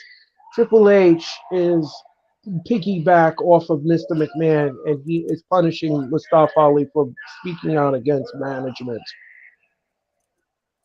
Or is this becoming a storyline? I have no idea. It might become a storyline because Triple H likes Mustafa Ali, so he might be turning this into a storyline with Ali. You have to wait and see.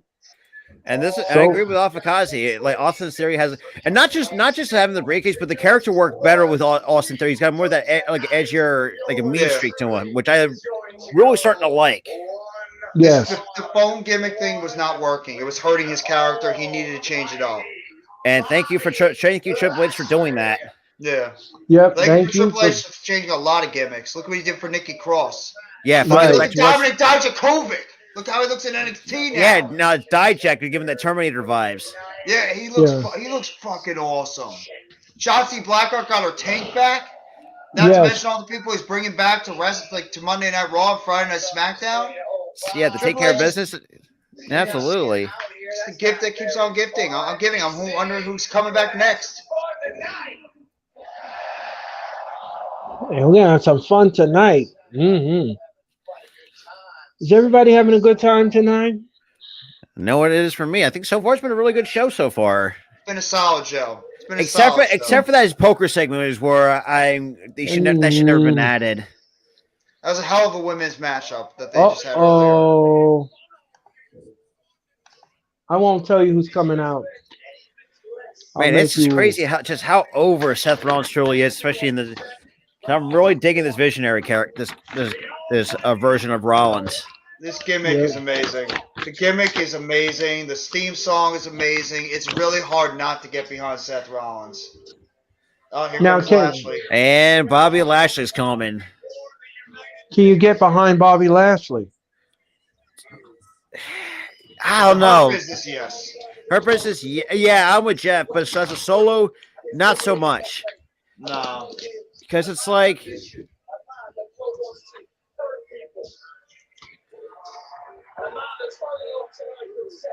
He looks good with the suit. Her business was coming out in suits a lot. Yeah. That's my favorite color, that wine. I love it. Burgundy color. Color. I love it. Now the question is, who do you want to have back in the? I mean, other than you got Lashley, you also got MVP, but who else you had be part of the Hurt Business? Shelton Benjamin and Cedric Alexander. Put them all back together. All of them back together. And and this is what we're saying, Avikazi.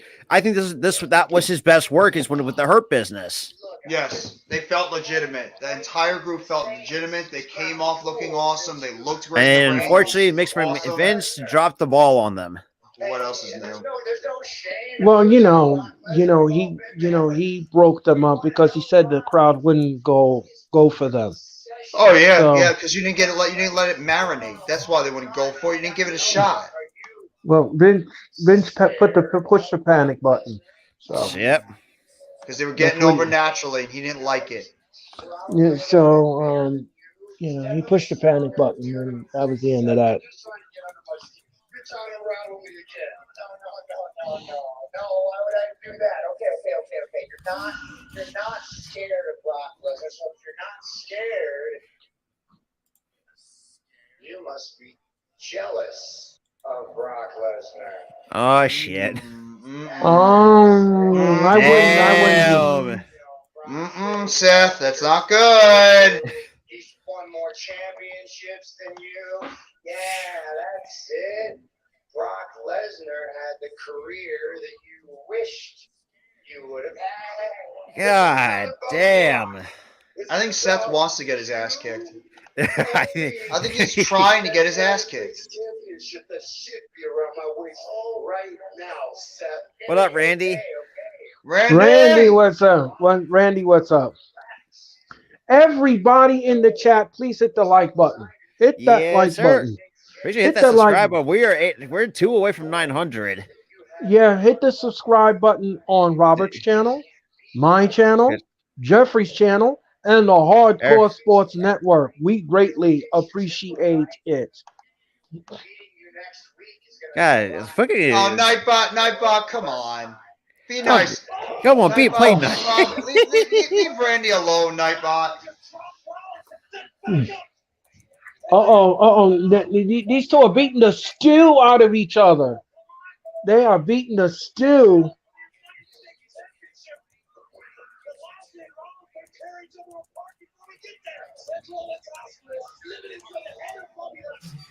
Oh! Damn. Lashley has just exploded. It's just an all-out brawl in the ring. They're beating the shit out of each other right now. They're beating the stew out of each other.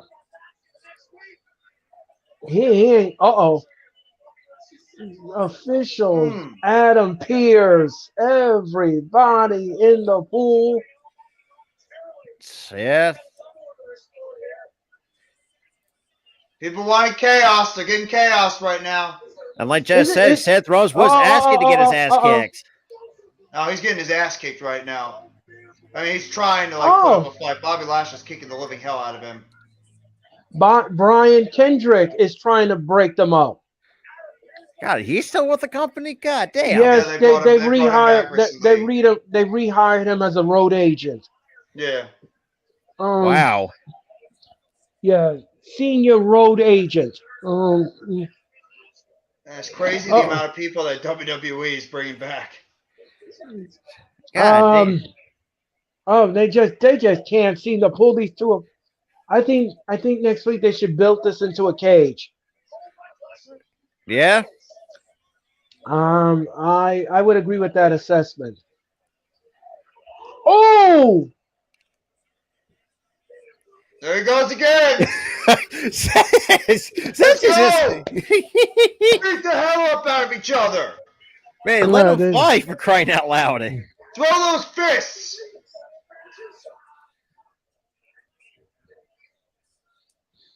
Oh, yeah, that's going to hold Seth back. Oh, my God. Lashley just took out. Is that Pat Buck? Is Pat Buck back with WWE? Yes. Oh, he's out of AEW already? Yes. Yeah. Well, Pat Buck just got his ass kicked. Hey, he just took a With United States champion Austin Theory in the wake of just took place. Man, Pat Buck, man, that's talking about talking a spear. Seth freaking Rollins, the almighty Bobby Lashley. You know what I saw out there, Byron? The past. Two former champions fighting over scraps. And both of those men oblivious to the fact that this business has evolved. Now, let me ask the two of you something. Do you really want to see this again? Do you want to see Rollins take on Theory again, or do you want to see Lashley take on Theory? Hey, give me all three. They actually put a really good match at the It was the best match arguably on the card. Yeah, it was. The match was awesome. And incredible action-packed stuff. And why is Ali in this segment? Because they're not. They want to make him believable. They're trying to make him an underdog, and they're going to keep him in the United States picture.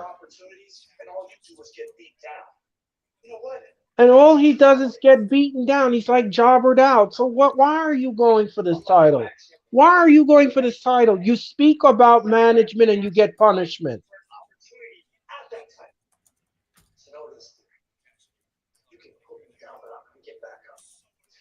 Back in your face, and I'm going to become the United States. He keeps saying that he wants to become the United States champion. He's going to become the United States. He fails all the time. Week after week after week after week, he's been jobbered out. I think he's going to win that title eventually. I really believe he's going to win that title. But who's going to take? But Jeffrey, who's going to take him seriously? I can't take him seriously. I don't know, but I think with the gimmick he has, I think he's going to win that championship eventually. He's going to always keep losing. He's losing. He loses all the time. He loses. How is somebody going to take you seriously as a champion if you keep losing on television? It's redundant already. It really is. It's redundant. It's redundant. I'm tired of it. I don't want to see it anymore. I don't want to see this. Ali needs to go away. He needs to go to NXT. He needs to do something else. This thing with the United States is not working for him. No, I don't like it either. I know. I'm tired of it. I mean, yeah, and of course, we got a documentary on Ric Flair. Yeah. Which should be an indication that Charlotte's on her way back soon. Yeah. I mean, Robert, do you agree with me with that? I mean, at that point, or I mean, at this point, I mean, he just be like, and that's kind of like, in like Juice says, in short term, he's become dead weight as of recent. At that point, and I love Ali at this point, but you know, I think he's got to do better elsewhere outside the company because I think that's just how he is. I think he's not even that young either. He's up there, and he's 36 years old. He's not a young guy. So I mean, it's just that guys, you have to come to the realization here that you can't take him seriously as a champion. That's right. Petey Williams is part of the productive team. I forgot it. Oh my god, I haven't heard that name so fucking long.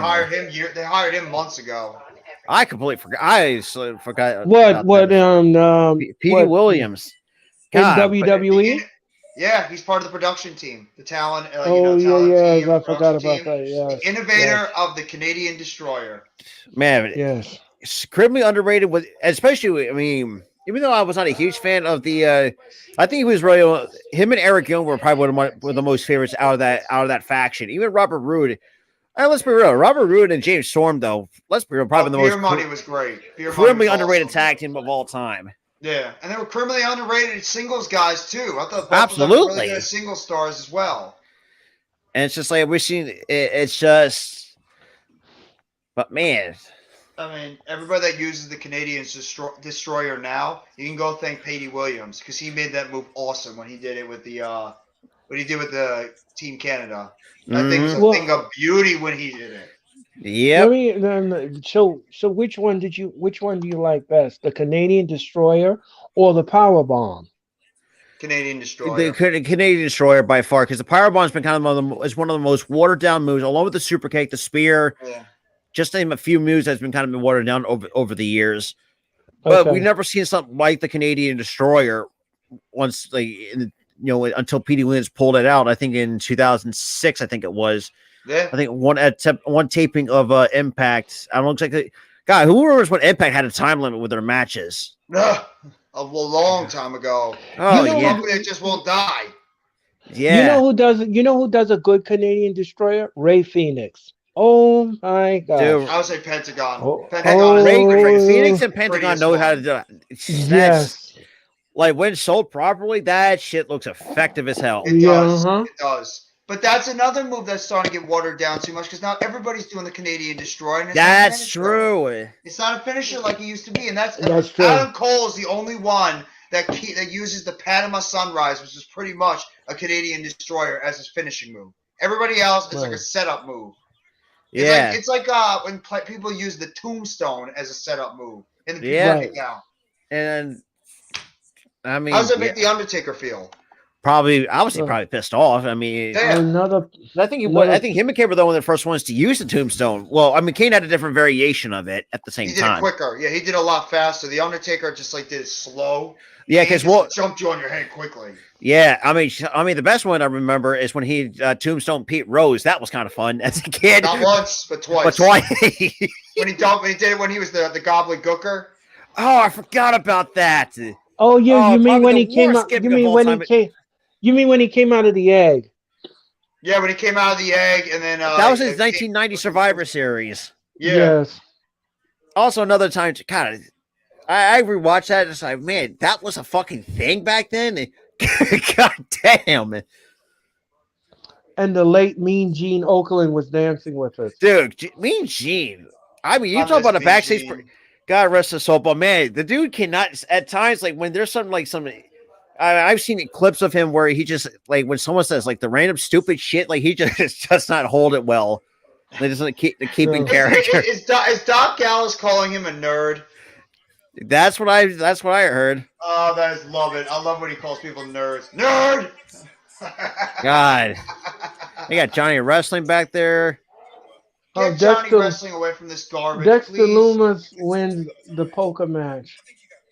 Get him the hell away from this garbage. He's too good to be involved with this backstage politic garbage. Put him in the ring.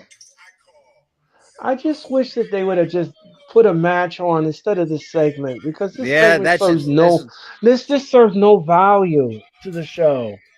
This is taking a step backwards. So they have to throw comedy stuff in there for the younger audiences. That's what they like. It's not necessary. It really isn't. It's not necessary. Otis with the plate in his hand, still eating the wings or whatever that is. Like channeling back his old Otis days with the heavy machinery. Where's Tucker? Get Tucker back and put heavy machinery. Please do. I think. What the hell? He's got an axe. Anybody remembers NXT during the wedding with Dexter Lumis and Indy Hartwell? And Tozawa was winning too. That was a disaster. And why is Dominic Mysterio back there? Yeah, that's what I'm wondering. Unless he's gonna have a match with Tozawa. Boring.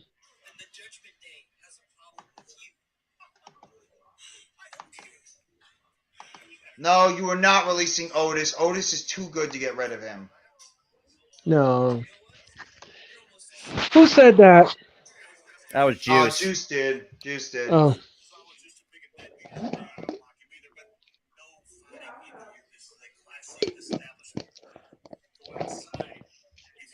So mostly we might be seeing.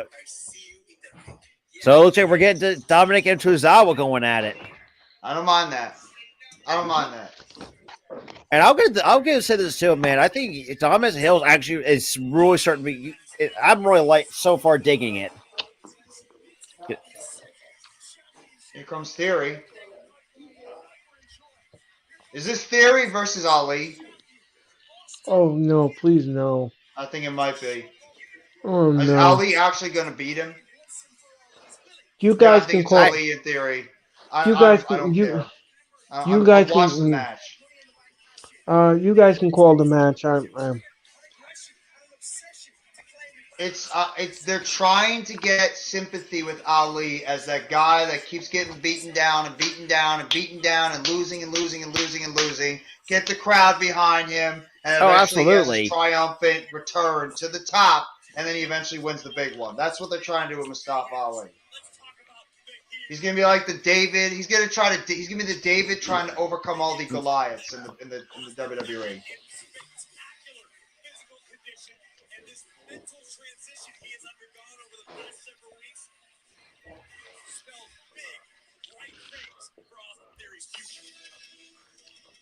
Yep, it is Theory and Mustafa Ali.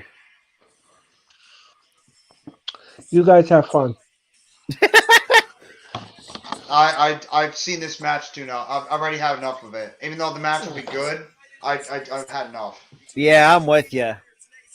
I've had enough of Ali. Man, could it be worse when he's stuck with that stupid ass Retribution faction? And what are you gonna have? Ali beat Austin Theory? You're gonna have him beat him, the new champion? What the hell? No. What sense does that make? Yeah, he just became champion like a week or two ago. You're gonna have him lose? No, that's not what's gonna happen. Nope. Are you gonna have Ali actually beat him for the title? Nope. I fucking hope not, because then what was the point of this character repackage? I mean, eventually Ali's gonna win. They would not keep throwing him in this United States Championships type stuff if he's not gonna win. No, he's not gonna win. He'll never see that title. No, I disagree, Earl. I think the way they're booking him, I think he's going to win that title eventually. Just the way they're booking him, man. I think he's winning that title. All right. All right. I don't care for it, but just the way they're doing it with him, I think he's going to eventually win Yeah, that championship. I'm with Jeff on this one. And I do like Ollie though. Don't get me wrong, but it's just I don't know. It's painful to watch. It really is. It's. I think they did it on purpose too, putting him in the match with Austin Theory, because everybody just does not like Austin Theory. Give him sympathy points. Right. True.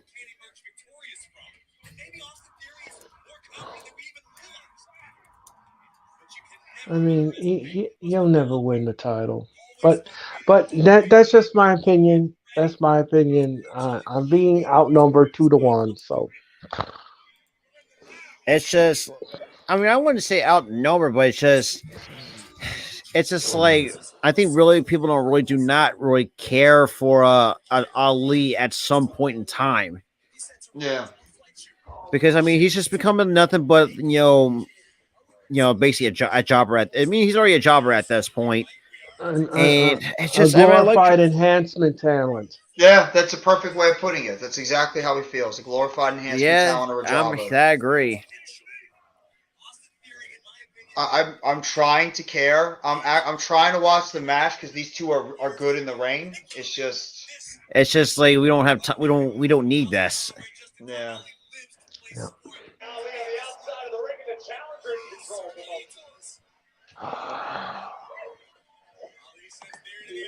You see, the problem with Ali is he speaks about management, and he gets punished.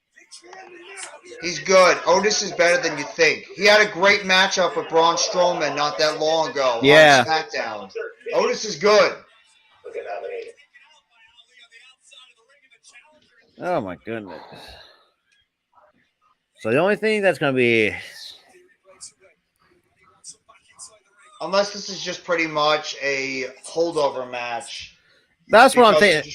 They're trying to get the SmackDown. So they're trying to get just past December and then get ready for the Royal Rumble. Yeah. That's what I'm thinking. This is like a holdover match. Ladies and gentlemen, you are watching the Raw Watch Along here in the Hardcore Sports Network. My name is Earl Cole. That is Jeffrey Turner. That is Robert. We are watching along late Monday Night Raw. We hope you all are having fun tonight, because I'm having a lot of fun with these two gentlemen. They always bring it. For sure. They always bring it. And Nightbot called you an asshole, by the way, Juice. I'm just starting something right now. I'm starting something. So, ladies and gentlemen, please subscribe to the Hardcore Sports Network. Please subscribe to Robert's channel. Please subscribe to Jeffrey's channel. And please subscribe to my channel. And hit the like button on all of the channels. Just see him with a grill full of I miss Big E. It's just very unfortunate. I don't even, if he doesn't get cleared. I mean, at this point, does he really have to think that he's got to have to hang up the boots at this point? Well, he just recently got his is he medically cleared? No, he's not medically cleared yet. He just recently got his spine realigned. So yeah, it's just just after that after that mishap, that's unfortunate. That was just very hard to watch. And he was one of those guys that was destined to be a potential future world champion consistently on that brand. It's just that cash in was no people really did not get for that cash in. If Triple H was booking him, then he would have done the cash in would have felt more important than when Vince. Right, exactly. Yeah, absolutely. He gave up on him way too quick. Yeah, if you're talking about pulling the plug too soon, I mean that was it. Pull the trigger. Pull the trigger way too soon. Exactly. He did. He pulled the trigger way too soon, and it really hurt. It hurt the hell out of Big E. It did. It's the same. For me, it's the same way when they did with Kofi. Kofi's another guy I think. I mean, they kind of like screwed over. Yeah, me Kofi, too. well, remember, Kofi was never supposed to be in that position in the first place. It was supposed to be Ali, but he got his eye socket, I believe, broken by Randy Orton. And that's the only reason why Kofi was put in, and that's when Kofi Mania started up. I think Kofi, he was just going to get that token title win, and then eventually it was just like, that's it. Like, he was being built up to finally win the big one. And a lot of people know it's more important when you're chasing after a champion than when you win the championship. And then there was no way he was going to beat Brock Lesnar that night. There was no way. No way. There was no way. No, he's going to get his ass kicked. That's exactly. And then right after Raw, then we get the debut show of Barmageddon. Oh, good lord, this is how to be funny. What the hell is Barmageddon? Is that Carson Daly? Yeah, Carson Daly breaks. Yeah, look, he gains a little bit weight, a little bit. Is that Nikki Bella? They got the Bellas. Sasha Banks is on there as well. Wait, Nikki Bella hosts that show? I think Shelton and Carson Daly do it. Right. Oh, okay. Like you also had Sasha Banks is one of the guests on there from what I saw. And you also got the Bellas and many others. We are back from Monday Night Raw. Earl, I could just tell Earl is just so sick and tired. every week when he is, Earl is just so sick of Mustafa Ali. He's just like done with him. And I think most of us shared that same sentiment because, as Earl put it, it's a glorified enhancement talent. That's all Ali is. Yeah, but it's got to be something more. Why do you keep throwing him into the United States Championship picture?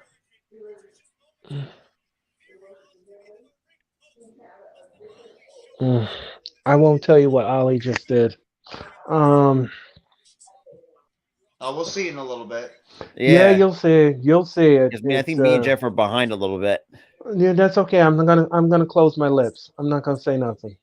Oh, okay. Oh my God! I just saw it. Yeah, that's not good. Yikes! That could have been very catastrophic. If he would have twisted the wrong way, his neck would have been broken. That was a bad botch. I don't know who. I don't know who botched that, but that was bad. Ali did. Ali did. Yeah, that was mostly Ali. Yep, that's 98%. That's what happens when you're doing these high risk moves. You're gonna botch these things eventually. If he would have twisted the wrong way, he would have broken Theory's neck. Yeah, and that would have been the way he landed. It looked like and that would have been not good. No, it would not have been good. That would have not been good. So you got the referee is. Oh, wait, we got a DQ. Okay, that's the only way you can lose. Why? I'm sorry, I didn't mean to ruin it. I'm sorry. That's okay. I figured that's the only way Ali is going to win is to DQ him. That's it. Have Theory get DQ'd and then have Ali win the match. And that's how they're going to throw him in the United States Championship. Oh! Oh, what the hell?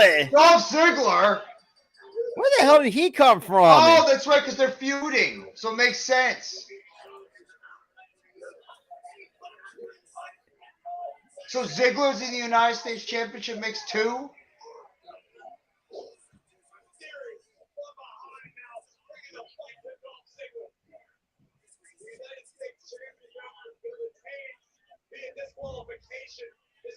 He's going to retain by disqualification. Ali is being destroyed now. What else is new?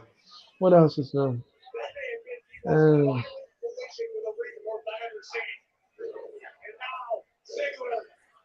Oh my.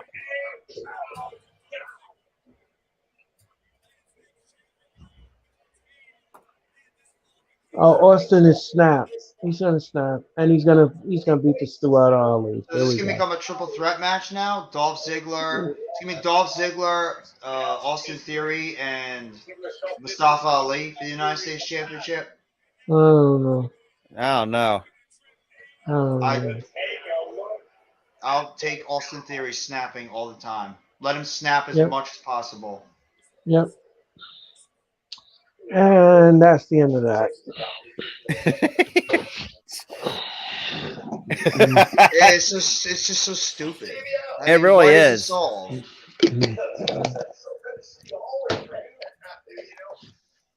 I mean, this is the type of stuff that makes Raw just not on the level of SmackDown. Nope. That is true. That is true. Yep.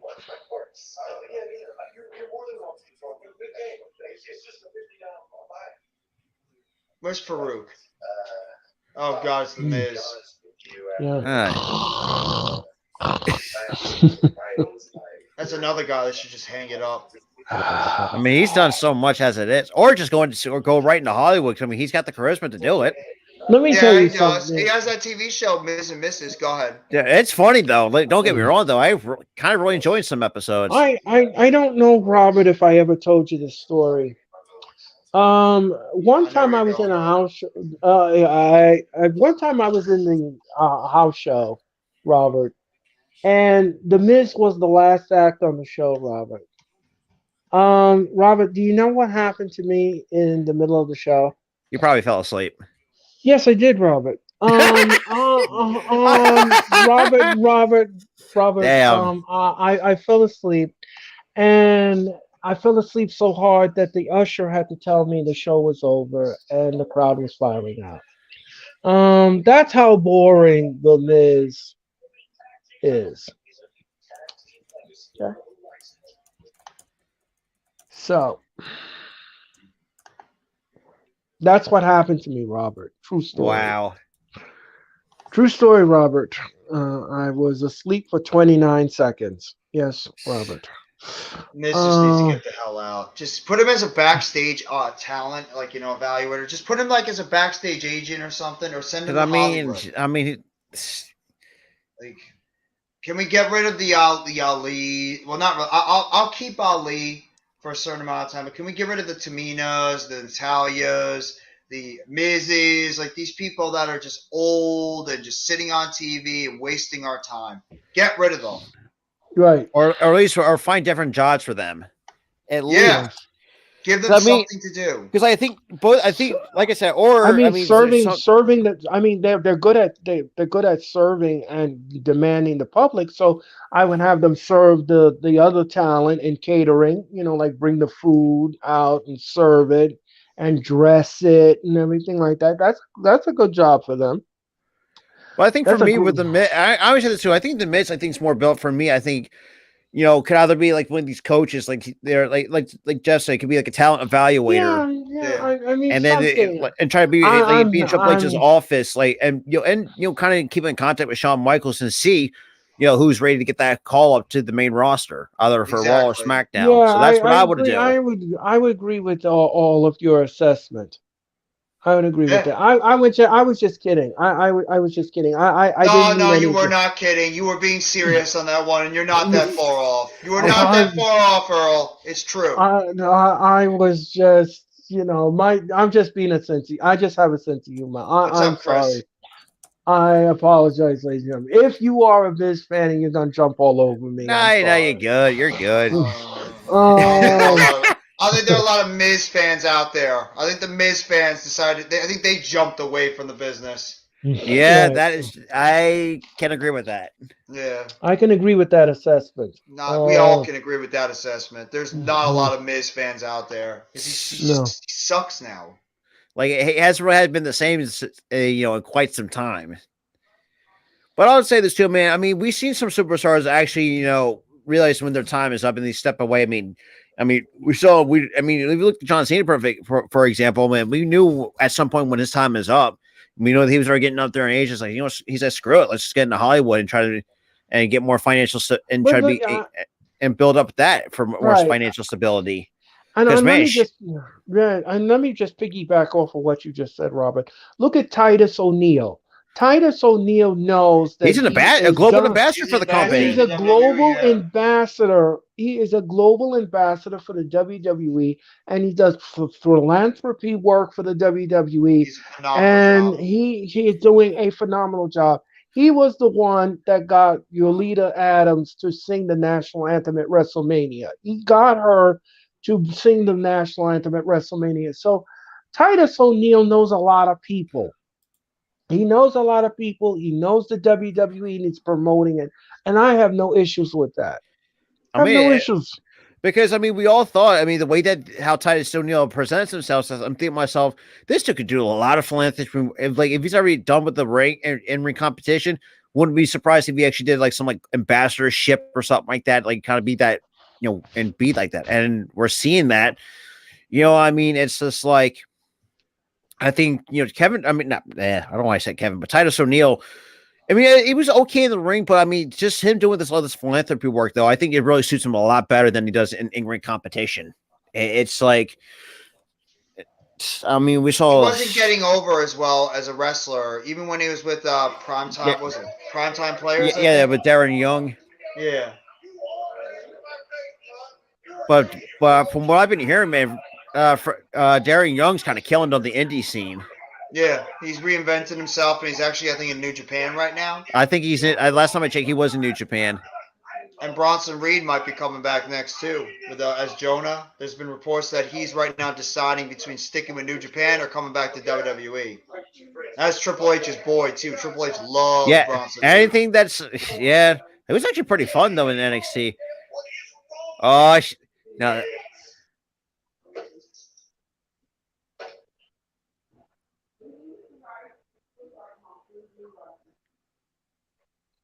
Guess we won, right?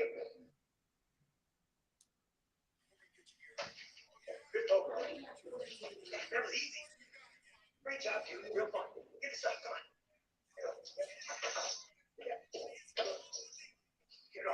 on. Is that real money? No, that's not real money. That's fake. Nah, it's probably like the Monopoly money or something. Right.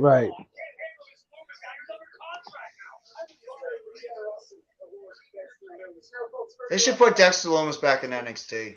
Yeah, I agree.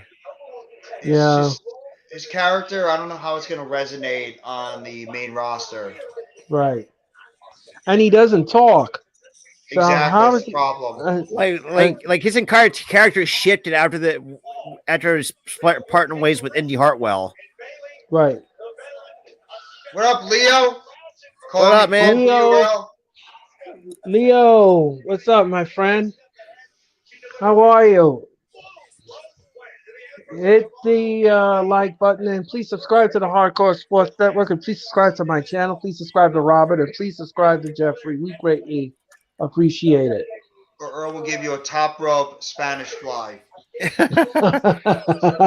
Man, Earl shows some recasts from earlier that triple threat match. Man, did you know laying hard? And that's talking about laying hard from Rhea Ripley on the outside floor. I'm gonna say Bianca needs to drop that freaking title. She's become stale too. I say for me, drop it to Rhea. I think that's exactly what should happen. I agree. I mean, but let me ask you guys something. I really don't want to see Bayley go after Bianca for the Raw title again. I mean, Bayley doesn't really need any more titles at this point. I don't. Might be a last-ditch effort to save Damage Control. But that's not going to work because they've already been booked to Purgatory. So I mean, how are you going to take her seriously? She's just going to fail at it again. It's just like Ali. Why are you doing this? You have to sit back and really. Sympathy.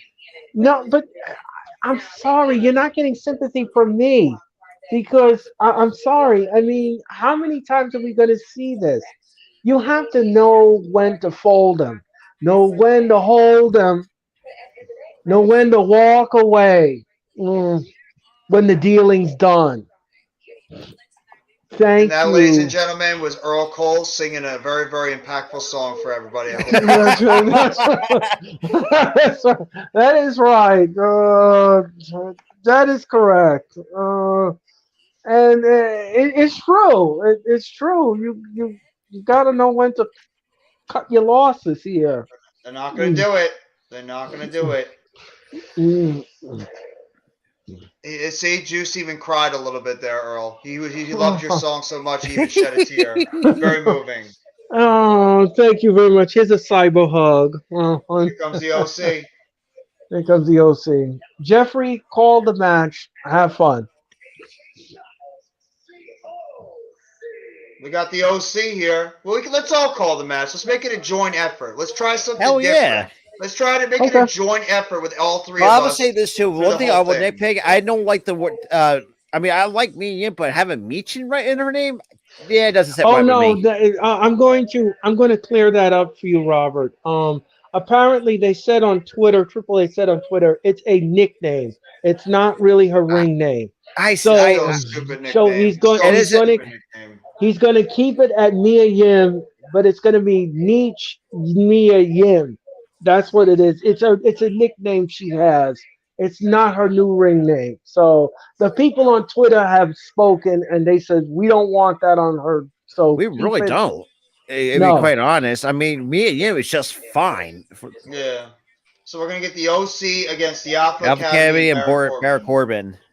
Okay, and we are going to commercial.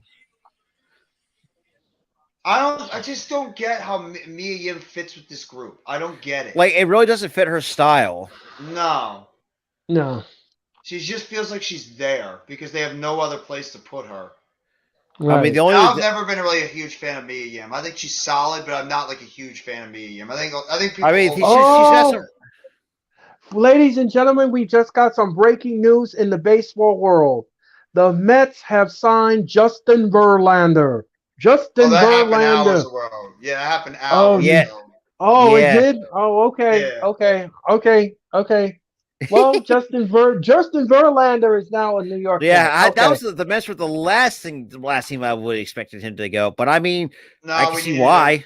We needed him after we lost Jake. We needed a stud starting pitcher, and I am saying this too. I mean, I can see why though. I think that's a very reasonable contract though. I mean, 2 years, 2 year, $86 million, and that's coming out almost at $43 million a piece. That's still very solid for a guy that's still at 39. But I think we looked at it, said, I think at the point, I think Verlander knows it's like he wants like a short, like he knows his time's going to come to an end sooner rather than later. I think same with Scherzer. I think Scherzer's another one. I think his time's going to be up very soon. Yeah. And Brian Cashman. Steve Cohen also put it out there real quickly that he wants to have at least a 2-year window, and he figures the next 2 years he can try. Absolutely, I saw that too. Like I said, you know what? I could not agree with that more. For a guy that's in the the fact that he actually had a really good year at 39 is really shocking. He's a damn good pitcher. Earl, I'm sorry. Go ahead. Trey Turner signs with the Phillies. Okay. Yes, sir. That's a tremendous move by the Phillies. They needed a shortstop, and they got it. Yeah, I mean, we haven't had a solid one since. Let's be real, since Jimmy Rollins. If we can be completely honest, the Mets really wanted Trey Turner. They tried to go after Trey Turner. But I mean, what was the I don't really understand why that the Mets don't even. The Mets already have their shortstop. Bring back Brandon Nimmo, please. Bring back Brandon Nimmo. Enough with Trey Turner. I want Brandon Nimmo back. That's the guy I want. The Met fans are disappointed because they did not get Trey Turner. I don't see that happening because you have your shortstop in and Lindor. Yeah, I don't understand. They want to maybe move. They were thinking about maybe making Trey Turner an outfielder. I think that would be a monumental. Yeah. I think that would have been a monumental mistake. Well, they're thinking about letting Brandon Nimmo go, and they're trying to either replace him with like a Benintendi. Or like try to move Marte or Canada to center field? No, just bring back Brandon Nimmo. Nimmo's your best option for center field. Yeah, and he's a homegrown Met. Stop letting the homegrown Mets go because you want to try to get these older guys to come in. I hate that. It's like this World Series or bust mentality is ridiculous. It's getting ridiculous. Jeffrey, I know you're going to laugh at this. I poked fun of Mets fans or Yankees fans. They're going to have Brian Cashman for the next 4 years. Oh my God! I should have told my buddy Alex, Big Blue in the Bronx, that he's probably flipping the hell out because I told him, Tyler even said this too. It's like when I told him this, he said the chance of signing is probably the chance of bringing back Judge is probably 0 at that point. I don't know. I mean, does Judge and Cashman have a relationship with one another? The thing is, right now, Major League Baseball is investigating the Mets and the Yankees about. There's no fucking collusion. That's some No, bullshit. yeah, they actually put that to bed, Earl. They actually. Yeah. Okay. Yeah. Okay. Yeah, they put that to bed a couple of weeks ago. Oh, okay. Like that wasn't like there was no collusion. There was no way. Oh, okay. All right. I did not know that came to a conclusion. So. Yeah, but thank you both for clearing that up for me. No, you're good. No problem. No problem. Yeah, they cleared that up a couple of weeks ago, so that's all taken care of now. Oh, okay. So right now, the only free agents on there was probably Carlos Rodon and so many others. Judge, I don't know. I have a gut feeling Judge might go to San Francisco. I don't know. I don't know if it's. Let me ask you. The Bucks are looking horrendous. Let me ask you something. Would you? Let me ask you guys something. Would you be surprised if you waked up one morning? This is just hypothetical theory. Hey, would you be surprised and shocked if Judge signs a 5-year deal with the Mets? Not 5 years. It's gonna have to be bigger than that. But no, because I mean he signs the Mets. No. Would you be shocked though? No. No, I wouldn't say shocked, but I mean, we kind of knew where. I mean, we also did hear reports that he is at the winter meetings. Yes. I think the next couple of days. Right. But it's going to be interesting. Like we said, I mean. We're going to have to see. Yeah, it's worth looking into. The Yankees load Judge. Oh, my God. Oh, man. Yankees. It's get ugly over there in Yankee Stadium, in the Bronx. Like, it's so bad that your playoff you change your playoff ticket prices like from over $200 to $20. That's just how. Right. Shit. George Steinbrenner will roll over 1,000,000 times in his grave. Oh, absolutely. That's what I said, man. I remember the days of George Steinbrenner. I mean, like he knew where to bring in actual good talent when you see it. But how George Steinbrenner is now over there in Queens. That's what's happening. George Steinbrenner is in Queens now with Stevie Cohen. His reincarnation. Exactly. Yeah. It's like they flipped. And here comes Corbin and JBL. Yeah, that's exactly how it is. You're right. Like ever since going away from that lone wolf gimmick, Barry Corn has just. I didn't even like Barry Corn after that.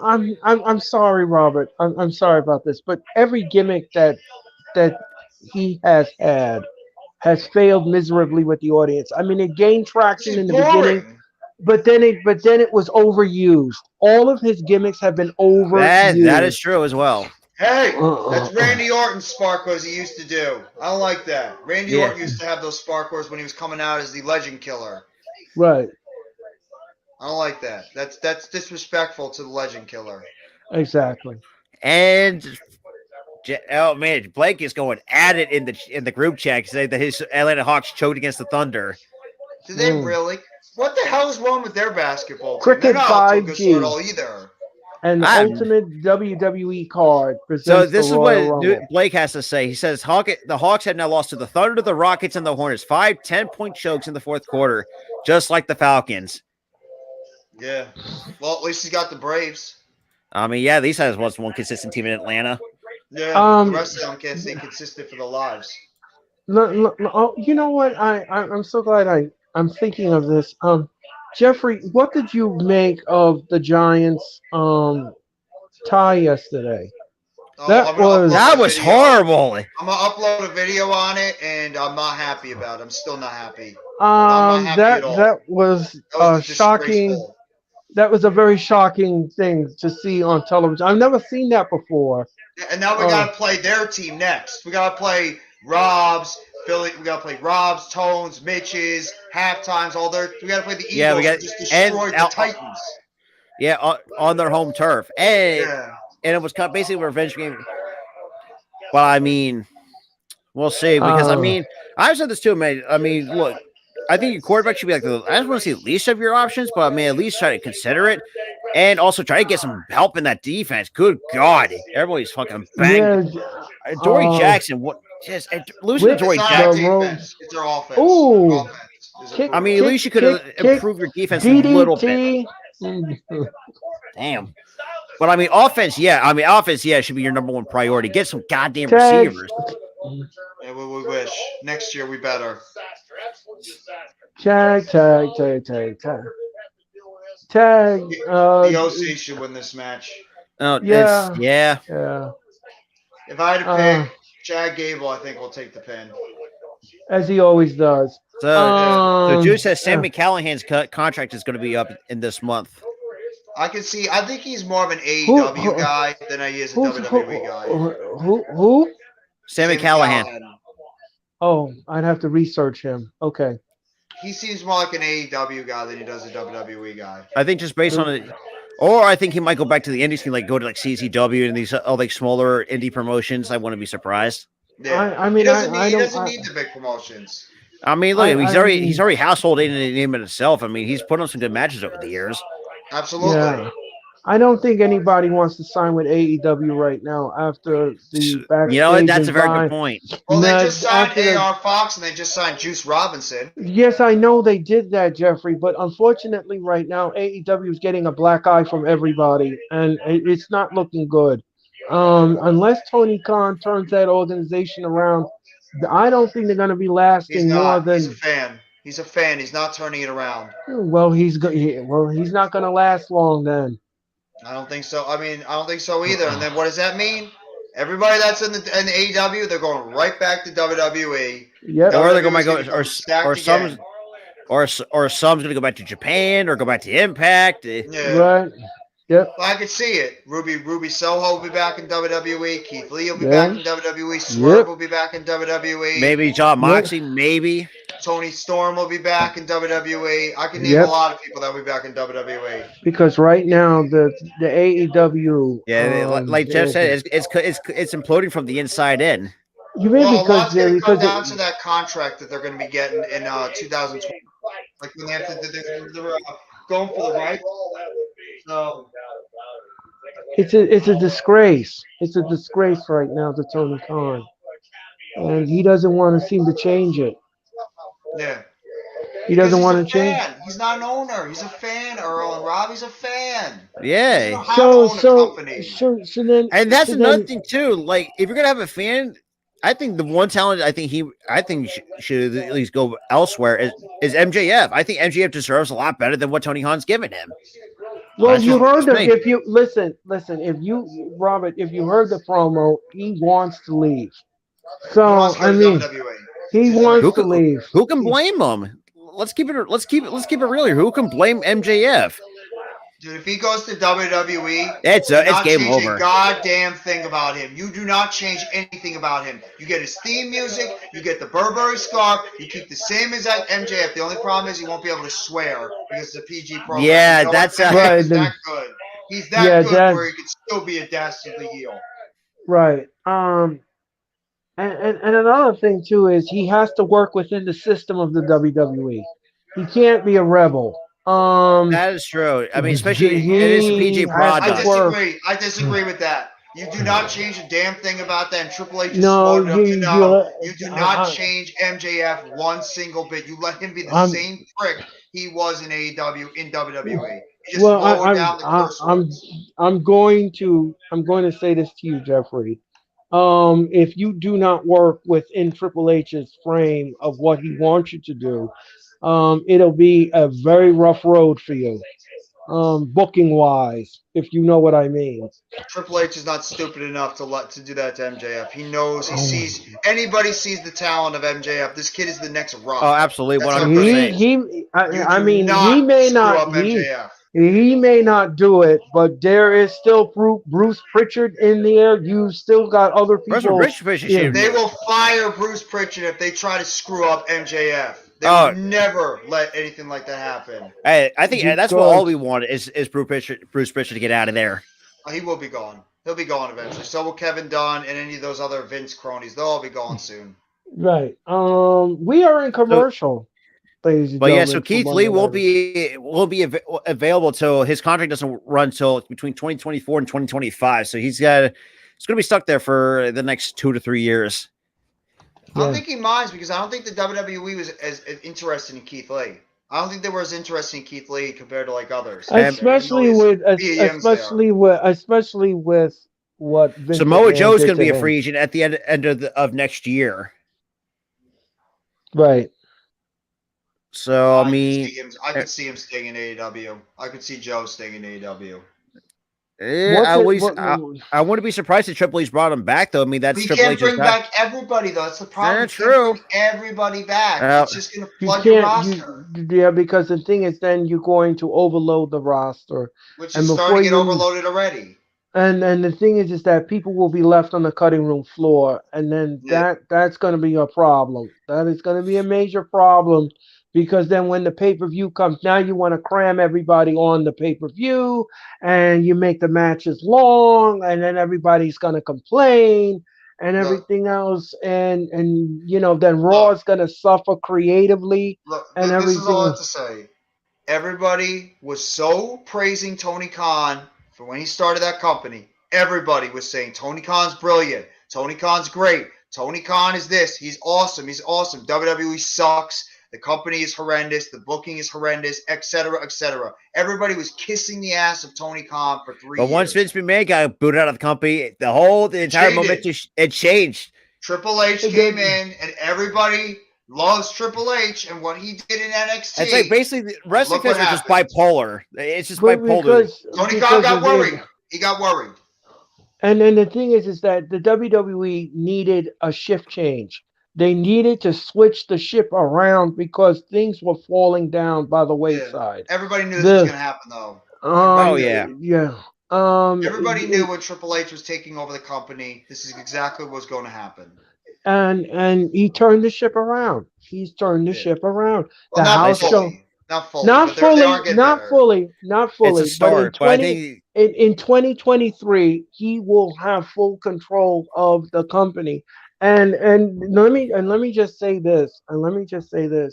Not to cut anybody off here, but let me just say this. If you look at the house show numbers, if you look at the pay-per-view numbers, if you look at the revenue and everything else, the ticket sales and everything else, everything is turning around for the good. And I hope that this will continue and it won't slide. That is something that I'm looking at, and I hope in 2023 it will continue. That's why I'm glad you said that, Earl, because that is my test. Should be everybody's test with Triple H. You did it with Tony Khan. It's all gravy now because he was in his honeymoon phase. Everybody loves Tony Khan for the first couple of years. Now look, Triple H is in that honeymoon phase where everybody loves Triple H. He's the greatest. He's the best thing since sliced bread in WWE, etc. Talk to us in about 3 or 4 years what's going on with WWE with Triple H in control. Because it easily could turn like that again. You never know. And then another thing, too, is here's the thing. Here's going to be the biggest test in Triple H's era. The Royal Rumble, WrestleMania. Let us see what he can do with these two mega events. Let us see what he does with the booking. If the booking is trash, then we're going to have a problem. We're going to have a huge problem. Oh, absolutely. But if the booking is correct and he does things correctly, I would take him off that still proves just point. That still proves. Right. Well, Monday Night Raw, to be honest, Monday Night Raw has not been great for a while. No, it hasn't been. It hasn't been. It has been up and down. It has been up and down. It's been up and down. There have been good Raws. There have been lackluster Raws. There's been okays. There's been lackluster. So, but at least and like you said, I mean, I agree with both of you guys. I mean, at least the Raw hasn't really well, let's be real, hadn't had like a terrible shit show, so to speak. Right. It's like either it's like on the good end, it's like there's always like a good, the bad, or they're right in between. It's not a Vince McMahon Raw. That's just God, don't. Those are abysmal. Oh, bite your tongue with that. Bite your tongue. Oh no, we had to cover that garbage. Yeah, unfortunately. Well, I wasn't part of that, but I mean, I watched a few and it just didn't look right. But another contract. So other stars their contract's going to be up. So Kota Ibushi from New Japan is going to be up this coming January. He's going to AEW. He's upcoming live events. He wants to go with this Friday. Kenny Omega is. Wheeling, well, West we knew Virginia that Ring already left, so he used the out clause because originally he signed a 3-year contract with AEW. Wheeler Yuta is going to be a free agent at the end of 2023. Oh, if I'm WWE, I'd sign him. I would sign Wheeler Yuta. He's got talent. And I would tap in, and I would tap into that potential too. But everybody else is either from like 2024 to 2027. So that's pretty much about it. Well, I mean, Dax. We knew the FTR. So FTR's. Well, we know that FTR's is going to be. They're to be done in April 2023. Smashed in the corner is Otis. I can see WWE. I can see AEW doing everything they can to keep him. AJ Styles whips into the ropes and boom, Otis missed. Pele kick to Otis. But yeah, so Adam Cole, like I said, we never know if he might wrestle again. His contract doesn't expire until 2027. And let me tell you something. Guys. I'm glad you brought up Adam Cole. They're saying he is not good at all. He's not good. He hasn't been the same since he got that concussion at the pay-per-view. And they said that he can't see now. They're saying he has a lot of bad problems with that concussion. It's a damn shame. It's you know, like a game changer in the wrestling business. He was a game changer. I always say wrestling is not ballet. And unfortunately that was a severe concussion. And he's only at the ripe age of 33. Yeah, he's still in the prime. He's about the prime of his career. I don't know what's gonna happen with Adam Cole. If I'm AEW, I would not let him go at all. That would be a mega star with that company. Hobbs, I would MJF, Sammy, all those guys. Don't let him go. I think what needs to happen with Adam Cole is I would give him a backstage role if he can't wrestle anymore. Yeah, it's going to suck though, man. But I mean, Adam Cole was so fun to watch, though. Why don't you give him time off? Give him time off, like you did with Bryan. Daniel Bryan took a lot of time off before he went back to the ring. Let him recover. Give him like a year or two, however much time he needs to get. But if he can't recover, if the concussion still lingers, in that time, I think Adam Cole's got to rest. Like, you know what? Let's just hang up the boots and just call it for what it is. Yeah, because you gotta understand something. You understand something, Jeffrey. If you wake up every morning and you can't see, or you can't get your equilibrium together, you can't get in the ring because you're gonna hurt the person you're in the ring with. What up, Artie? And that's gonna be an issue. You know why I disagree with that though, and the only reason why, all you gotta do is look at Saraya, you gotta look at Edge, you gotta look at Bryan Danielson, all those guys that everybody said would never wrestle they would never ever get in the ring. What ended up happening? They got back. A little bit of time. Now Saraya though, she looked super rusty as hell, and Daniel Bryan took what? I mean, I think Bryan was like 2 to 3 years. 1, 2, 3. I mean, I think the most rusty, I think it was Edge. 9-year layoff. Good God. Yeah. But that Saraya match, that was great. It was great, I like the way Brett Baker protected her and didn't injure her further or anything else in the match. She cared for her. She cared for her. And you could see that. Like the fear in her face. Yeah, you can tell that they were protecting her in the match, and I had no issues with the match. I really did. No, it was a good match. But I mean, like the ring rust, yes, but it's just like knowing, the fact that you could definitely tell when Saraya leaned on the back of her neck, even though she kind of played possum a little bit, you could definitely see how scared Britt Baker really was. It's like oh shit, she had that oh shit look on her face. It's like. And she didn't want to be the one responsible to be like, oh crap, I just hurt Saraya. We're going to commercial, ladies and gentlemen. And it's Dr. Brent Baker. Okay, guys, you must do it. It is Dr. Brent Baker, DMD. MD. No, For the love of God, can we get rid of the damn doll? Nobody needs Lily anymore. Fuck.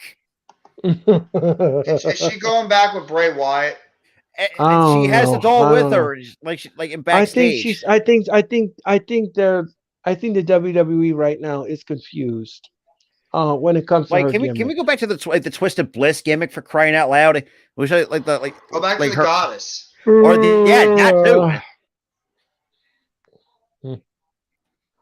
Like I said, you gotta know when to hold them, know when to fold them, and when the dealing's done, you need to walk away. I'm gonna say this with NXT. What the hell did they do with Reggie? Scripts?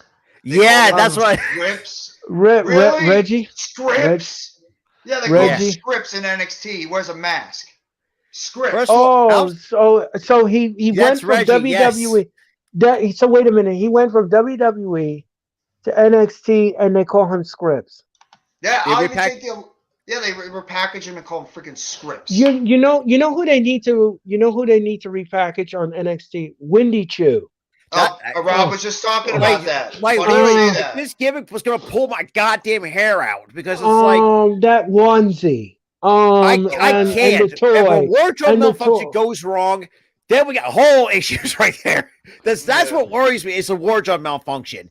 It's like, first of all, like I don't mind it like a curvy woman, but for Windy Chew's size and a tight onesie like that, you can't take this gimmick. I can't take it seriously. Either. Yeah, like literally, like she carries like a cup of apple juice. Like what is this? No, I mean, let's just say, for example, you're a wrestler, Robert, and they said to you the other day, "Okay, Robert, you're gonna wrestle in a onesie." What was your reaction? What would your reaction be to the promoter? What would your reaction be to the promoter? Wrestling singlet, that's a whole different story. But an entire onesie, like a pajama onesie, fuck no. Who came up with that stupid ass gimmick? Who came up with that stupid ass gimmick? I'm guessing Vince McMahon. Vince McMahon. Vince McMahon and Bruce. If you don't what the hell happened? She was that person. Wasn't she the one with Boa and Xia Li? I think so. I think it's Wendy Q. Yeah, she was Wendy Q's a real name, but she was the witch woman, whatever it was. Shit. Yes. That was the original gimmick, and it failed miserably, and then this one's failing too. Now, I don't know if Triple H is going to be comfortable releasing people. I don't know if Triple H has that heart to start releasing people. I don't think he's that type of person. Maybe in NXT. But the gimmick needs to be redone. He's go. Yeah, no, get it back to what she originally was. Be like, oh my God, that Ring match, of Honor. Yeah. That match she had at Stand and Deliver. Oh my God, don't remind me. Or this last week's NXT. Oh, you mean the one with her and Mandy Rose? Oh, I had to call that match. Oh my God. No, I remember that match. It was not fun. It was. Mandy Rose is not great, but Jesus Christ. I'm glad that while I was calling the match, my voice started to go because I couldn't. I can't. That's the best they had for the women's division. Just think about that. The best they had for the women's division at that point was Wendy Chu and Mandy Rose. And actually, I'm actually reading someone Anna Cole. Not just he had a concussion, but he also still has a torn shoulder that he still has not got surgery on. So exactly. Torn labrum. He has a torn labrum. Yes. Adam Cole's a mess. He's an absolute mess. Byron Saxton is backstage right now in his periwinkle suit. Get him. I'm gonna say this too. Get that guy off commentary. Get him off. He sucks. What, Saxton? Kevin Patrick sucks at commentary. Get him off commentary. Put him, at least put Saxton. I think I'd rather have Saxton on commentary for the love of God. He's better than this guy. He sucks. Kevin Patrick is like listening to somebody scratching their nails on chalk. Or give me or screw this. Give me Nigel McGuinness for crying out loud. I think he was decent on commentary. Give me Morrow. Where's Morrow? Yeah. Yeah, he's done with WWE. I think he's doing MMA. I think he's like doing MMA stuff right now. He says right. I would go right back to him, be like, Morrow, we will give you anything you want. You can come back to NXT, and you can bring that NXT brand back to what it was. This also, I think, it's just like we're getting the reunion of the Way. Is this the reunion? Yeah. I mean, with the NXT, with how Austin Theory's getting. I hate to be that guy, but that's a lot of money. We gotta. Do you think? Well, all right, this makes sense. You have Candice and Johnny together, husband and wife. That makes sense. And in the ring right now is Takara Tozawa, and he is going to take on Dominic Mysterio. I have a feeling Dominic Mysterio is going to pick up the win via the shenanigans of the Judgment Day. Probably. And Rhea Ripley. Let me ask you something. What do you think Rhea Ripley is whispering in Dominic's ear? Well, I don't want where my mind is going. That's I'm not commenting. Yeah, I'm not commenting because the one thought is not PG rated because my brain's told to go in a whole different sexual direction because that's just maybe she's whispering. Maybe she's whispering in his ear. Why don't we go to McDonald's? We'll get the double McBurger. It could be. Maybe they're talking about what they're going to eat after the show. Wait, Rob. I mean, Jeffrey, you have to make sure. Rancher. Wait, right. We'll make sure that if you do the McDonald's thing, you have a McFlurry with it. What's McFlurry? Are we talking about? Juice. Come on, Juice. Pause. Hey, Rhea Ripley, if you didn't know, she's with Buddy Matthews. Okay, right. That's Rhea and Buddy, and I think Dominic's actually been with has a girlfriend too. So there's no pegging between Rhea and Dominic. It's just the storyline with the Judgment Day. Yeah. And but I was just saying to myself, I wonder what she's whispering in his ear. What kind of thoughts or evil intentions does she have? Because she's not hesitant to interfere in the match, hitting the men in the beans and the franks. She's saying cheeseburgers, French fries, nuggets. Is that what you want, Rob? Is that what you want, Jeffrey? Well, I mean, maybe not this time because I'll be sick when I try to go to sleep. Maybe tomorrow, though. I'm thinking about it. Maybe tomorrow. I'll order it. Shopping, so I'll order it for you, Jeffrey, and you will? Yeah, really? I'll order it for you. You want to do the 100 McNugget chicken challenge? You want to do the 100 chicken McNugget challenge? I'm down. You will? 100? Oh yeah. Let's do it then. No one can deny a chicken McNugget. Can you eat 100 though? Not in one sitting. That's gonna be. I'm gonna push myself, but I can definitely try. How many do you think you could eat, realistically? Realistically, which I have done, I think the most I can do is I can do at least say 80, between 80 and 90, which I have done. I think one time. Actually, I had no problems with it, but just in the end, oh good lord, I didn't feel so right after. You'd have to literally not think about it. You just have to keep shoveling them down because if you stop and you even think about it for a second, you're you're gonna vomit. Yeah, you're gonna but give me barbecue. If you give me a shit ton of barbecue sauce, I would do 100 with no problems with barbecue sauce. Oh my god! No. Let me ask you something. Do you want the barbecue sauce from McDonald's or do you want the barbecue sauce in a bottle? Well, it depends on what brand of barbecue sauce in a bottle. I'm very picky. Okay, let's say I like it's Sweet Kraft. Baby Ray's barbecue sauce. That's pretty good. What about Kraft? I never tried Kraft barbecue sauce. Guy Fieri sauce is pretty good too. That's pretty good too. It's pretty good. Yeah, I thought the McDonald's barbecue sauce isn't that bad. I've had it on the McRib. It's not terrible. It's not great, but it's not awful. I mean, the Shining Wizard. He's gonna pin Tozawa. 1, 2. No. Did the McRib? I mean, look, I know it's just processed rib meat, but it's so fucking good though with onions and pickles. Is it gone though? Because I heard that they're getting rid of it. I think it is gone. Well, at least I got the at least you got to have it for one more last time before it went Hey, away. trust me. When you work at She rolls him up. we used to work at McDonald's for 2 Tozawa years. with a Shit, kick. I used to snack too for my lunch break. Nobody says a fucking thing. Yeah, but you don't Oh. get sick from like being around the food all the time. Just like, oh, I can't do it. I'm around it so much. No, I can't unless eat you're it anymore. high, that's a whole different ball game. Okay, well, that's a different Oh, story. trust me, Tozawa. I did go to one time and Oh. talk at Walk McDonald's high, and that was The the pool is hardest thing empty. to do. Dominic now is going on the top rope, and he's gonna splash Tozawa.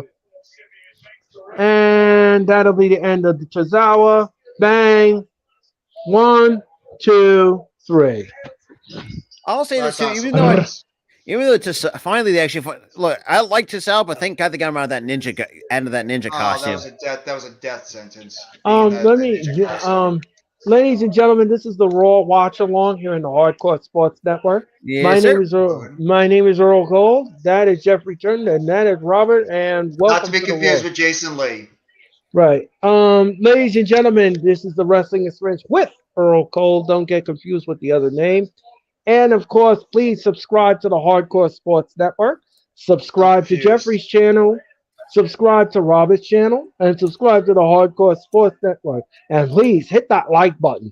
Hit the like button on Robert's channel. Hit the like button on Jeffrey's channel. Hit the like button on my channel. And hit the like button on the Hardcore Sports Network.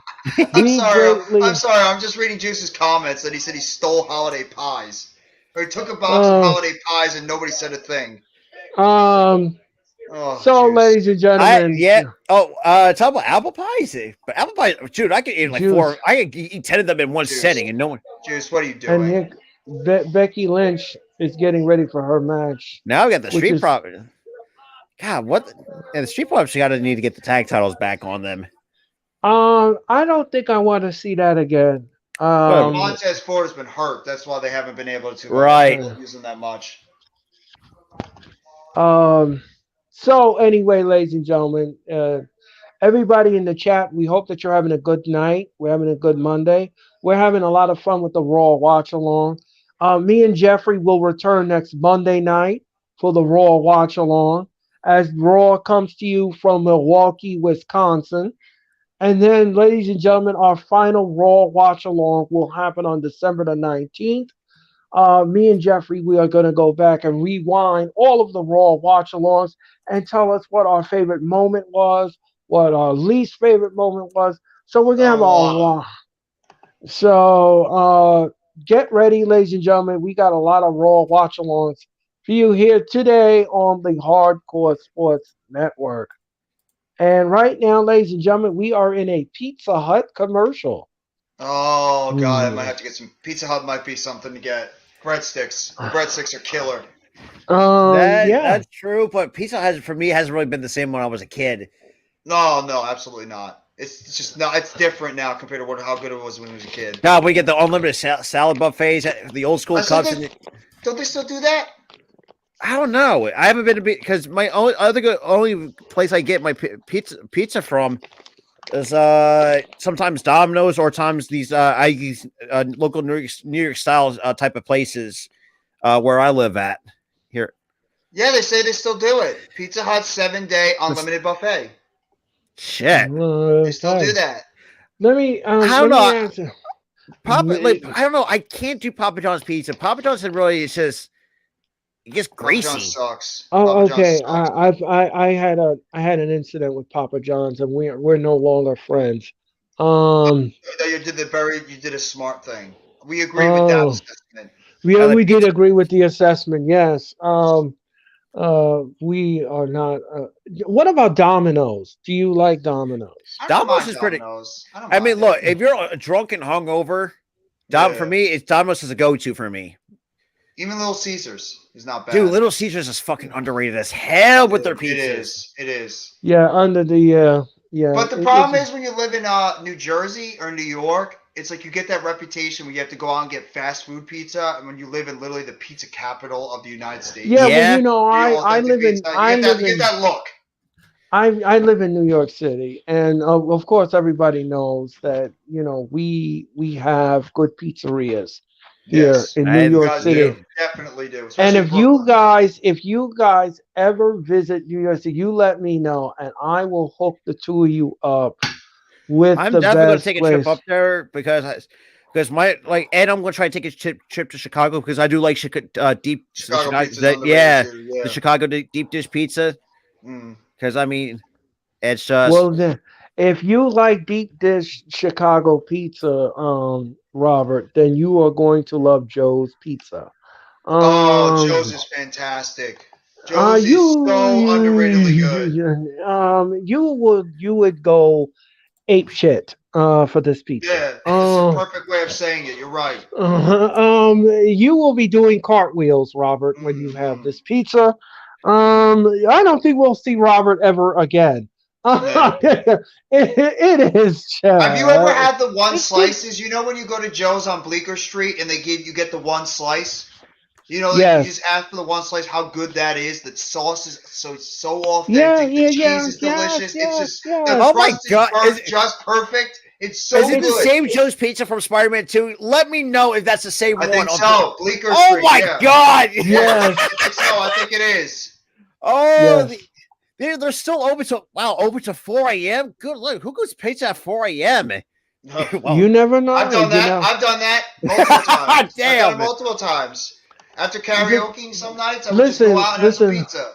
Let me tell you something. You know, New Year's Eve this year is Saturday night. So I mean, yeah, you need some late night if you're having a New Year's Eve party at home and you wanna cheer, go for it.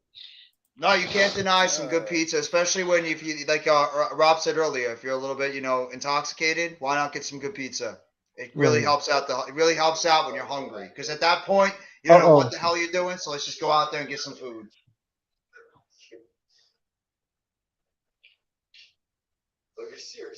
Adam Pearce is confronting Bobby Lashley about putting his hands on a WWE official. I'm just saying, if it happens again, or what? Put yourself in my shoes for a second. If it happens again, my hands are tied. I don't want that to happen. He said he's warning Lashley, if you do it again to another WWE official, we're going to take away your number one contendership. Is that how they're going to get it for Is that how they're going to get rid of Ali or put Ali in there? Is taking Lashley out? Listen, listen. I don't get it. I don't get that whole thing. I didn't get that at all. But let me tell you something. Ali is just like used toilet paper. It's just. I'm sorry. You just keep flushing it, and it keeps coming back up. It backs up in the toilet. I mean. That's gonna be an image I won't be able to get out of my head. I'm sorry. I'm sorry. Use toilet paper. Thanks, Earl. I'm sorry. I'm sorry. Why did we go from food to that? I'm sorry. It's okay. It's okay. So the number one contenders match next week. Rollins. Okay. So Candice LeRae taking on Io Sky next week. Oh, good Lord. Right. Wrestling match should be terrific. Yeah, and here comes Alexa Bliss, ladies and gentlemen. I believe this is the Raw main event. Yep. The triple threat. And then next week it'll be Nikki Cross, Becky Lynch, or Alexa Bliss taking on Bayley for the number one contendership match for the women's title. All right. All right. Now the crowd seems to be into it, so let's see if they really. They like Alexa Bliss. Let's just see if they are behind this match. Oh my goodness. Ladies and gentlemen, this is the Raw Watch. We're having a lot of fun tonight. We are having a lot of fun tonight here in the Raw Watch Along. We hope that you all are sitting back and having fun with us. I'm having fun with Robert. I'm having fun with Jeffrey. we're having a lot of fun, and next week we're going to continue the fun. Me and Jeffrey will be back with the Raw Watch Along next Monday night as Raw comes to you from Milwaukee, Wisconsin. I am so glad that they returned Nikki Cross to the original crazy badass woman she can be. Um, that superhero gimmick was garbage. Mm. I want sanity back. Oh, I want yeah. sanity back. I want sanity back. I mean, you brought Eric Young back here. Have Nikki Cross. You're just missing the other two pieces. Get Alexander Wolf and get Killian Dane back. Get that damn group back together. That group is a game changer. I think that he retired, didn't he? I don't. Who? Killian Dane. I think he retired. I don't think so. Did he retire? Well, then get Sultan Foyer back, the original member of the group. Okay. No. I don't know if he retired. I don't. He's still going at it. He's in New Japan right now. Oh, he's in New Japan. Oh, okay. Okay. He's in New Japan as Big Damo. Thank you very much, everybody, for that correction. And remember, that is also Nikki Cross's husband. Oh, okay. Yep. Well. You see, I learn a lot of things, ladies and gentlemen, from these two gentlemen. And also, here. the thing is too, he also made an appearance on AEW television on AEW Rampage as Big Damo. Oh, yes, he did. Oh, yes, he did. Oh, yes, he did. And of course, then he did because. I mean, he had a different timeline. I mean, from 2004, from Scottish went as Damien O'Connor, then went to Insane Championship Wrestling from 13 to 18, then expanded on the indie circuit. Then went to TNA in 2016, then joined obviously WWE from 2016 to 2021.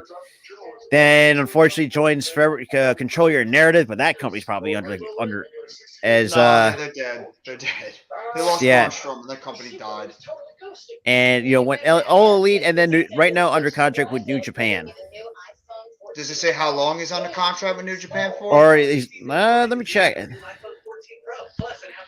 Because those New Japan contracts are weird. You don't know if they're there for long term or if they're there for short term. There are unlimited plans for everyone, starting at just $35 a line. It's our best deal of the year. Get the network you deserve and the savings you want. This brings a commitment. I don't. After we got married, I got very sick. I don't think so. I don't think I've seen anything on that, so I don't think he's under contract. But I don't know. Okay, I didn't know if he's under contract for a certain amount of time. It's the same thing with Jonah. But yeah, how long Jonah's under contract with New Japan. And it's gentle on her skin. It's close. It's got to be time. As someone living with type 2 diabetes, I want to keep it real. I mean, Killian Dane, he was okay as a singles guy, but he only works well if you put him in Sanity. Otherwise, don't really care if he comes back or not. If Sanity, then yeah. Right. Oh, Juice says hi, by the way. Hello, Juice. How are you? Juice has been Robert. Juice is Juice is one of those loyal soldiers here in the Raw Watch Along. Juice is happy because the Saints are winning. That's why he's happy. He's a Saints fan that's depressed every week, and they're actually winning a football game, so he's happy. Yeah, well, that's true. But good city, New Orleans. It is. See, New Orleans is an amazing city. I agree. I have visited before. And, hey, Jerry Lawler's contract's going to be up very soon. Good, he can go. His contract's up at December of 2023. Yeah. So Jinder Mahal won't be a free agent until April 2025. So good God, we're going to have to stick with that shit for the next should it be 2 years? Jim Ross, yeah. No, Jinder Mahal. Jim Ross, on the other hand, his contract isn't up until mid 2024. Right. First, it's Pfizer Forum. Retire both of them. I would like to see them both retire. Retire both Jim Ross and Jerry Lawler and have them go in the Hall of Fame. True. I can agree. I mean, this is. I wouldn't. But I would make. If I was Triple H, I would invite Ross and the King to do Raw 30. I would They not mind were. that at all. I would not mind that at all. I mean, they were part of the Raw. I mean, for a very long time. It's the best time ever with that commentary team. When you had the wrestlers we got to watch. Oh, absolutely. Beautiful television. And their calls were so awesome. King with his screeching and the way he played as a heel and Jim Ross with his calls. I mean, it just made you feel like you're in the show. And occasional instances where Jerry Lawler act like a person sometimes. Oh my God, puppies. Puppies! And so, unless it was Mae Young. Mae Young still rest in peace. Right. God, yeah. Yeah, that was the... It was not a moment when we had to see them live at a pay-per-view. That was not fun. Yep. I think, Earl, you remember, right? Royal Rumble 2000? Oh, yes. God. 2000 yes. with Mae Young. That was God. It was with the late Fabulous Moolah at the same time, too. That was just... It was just not right. I think... I don't remember the Mae Young Mark Henry segment. That was some creepy shit. Oh, yeah. Mae Young and Mark Henry's hand. Remember? Yeah. Gave her hand. Back in the Attitude Era. God, or the time where Bubba Ray power bombed her through a table. Oh, that was awesome. That was awesome when he power bombed her to the top of the stage through a table and he had that euphoric look on his face. Like, I was like, what the hell did we... Awesome. You can't do that nowadays because you have people complaining on Twitter. Yep. You could never get away with an amazing angle like that because people think that's abuse to women when the women volunteer to do it because it's a good way to sell off an angle. Or a couple backstage shows when she was with the APA and they want all their money and drank all their beer. Exactly. You can get away with that stuff now. Go ahead. What were you saying? No. Back then, the feminist movement was really on top of WWE and how they treated the women back then and how prolific the women were treated on television. They didn't care for it. And I think that was the main reason why they changed the women's division and they changed it not for the good. I don't mind it. Letting women go out there and put out the best performances out there, then that was I don't mind that at all.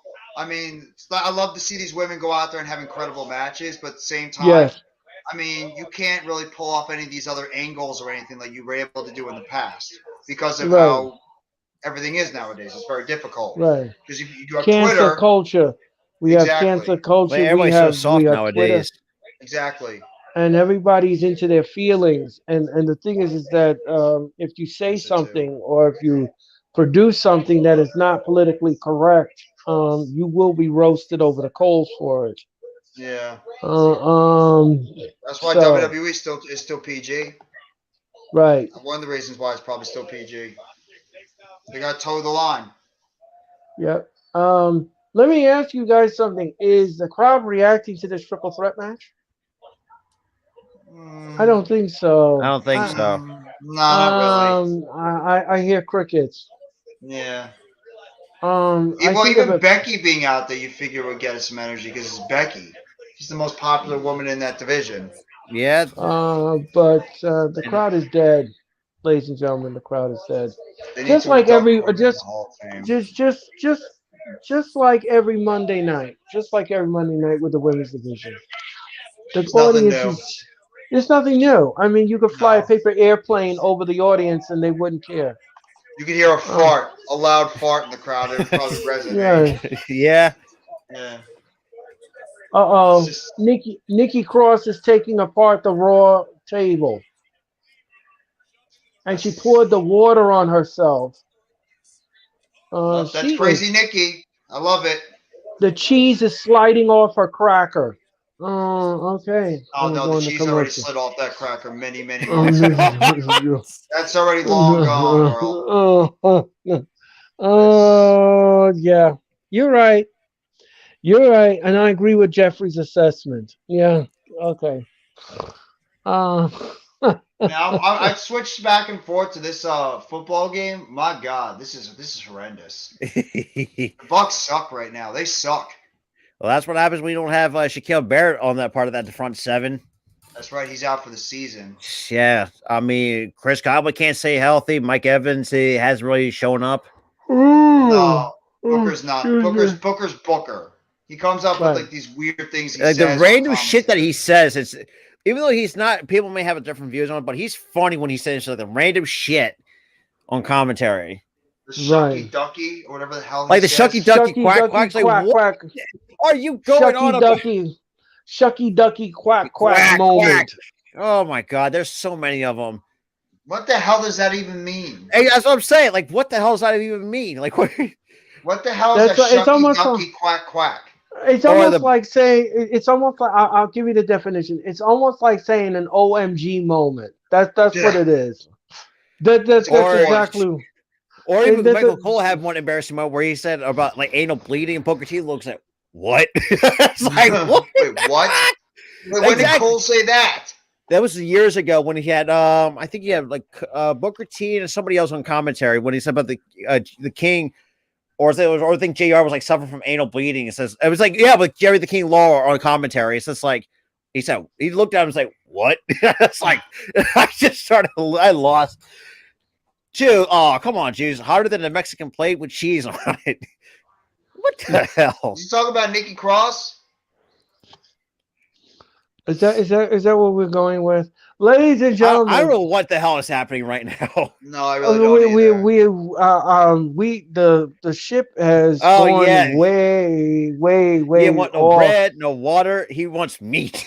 Yeah, exactly. There you go. That's a Booker T saying. That's a Booker T. Man. That's a Booker T saying. You know what? My favorite Booker T moment was when he got the stew beat out of him by Stone Cold Steve Austin. In the grocery store? In the grocery store. That's that has to be. Moment. That's an all-time great moment. That is a fabulous moment. That was funny. Price check on Jackass. Yes. Yes. And he just looked at Booker T with just like chugging a gallon of milk. My favorite one also too is when he first came up when he first got signed to WWE and he was feuding with The Rock. And he's like, "So you're the WCW champion?" Oh yeah. And he starts talking about like the bus, like the short bus with his mama. Beep beep beep beep. Yeah. The Rock was so friggin' funny back then. Yeah. Shit. God, and then so poking fun of the late Eddie Guerrero, like calling him like Cheech or Chong. Oh yeah. Dude, whether you are Cheech or whether you are Chong, Arriba. Yeah. Or it's just like, with Mankind saying, or they pull like his own Chinese accent, like people still give him shit for it. Oh my God, that was great. When they were trying to find out who ran over Stone Cold Steve Austin, and they were asking The Rock, he's like, well, let me ask you in Swedish. And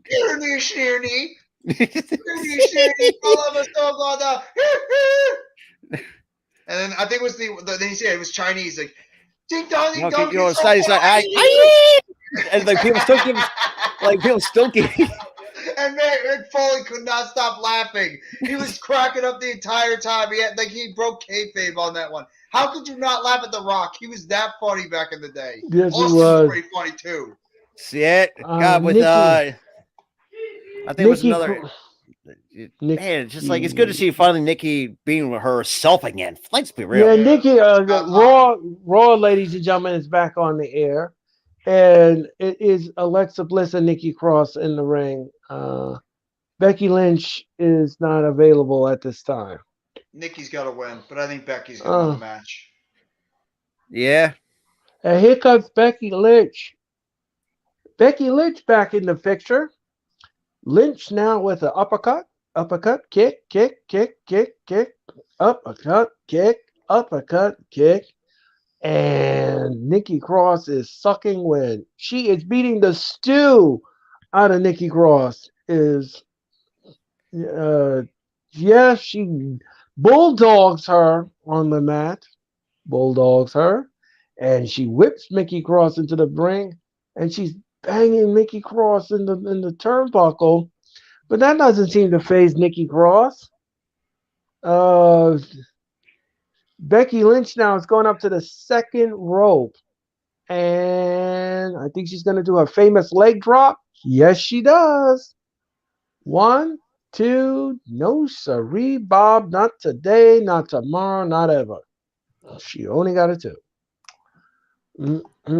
You are watching the Raw Watch Along, ladies and gentlemen, on the Hardcore Sports Network.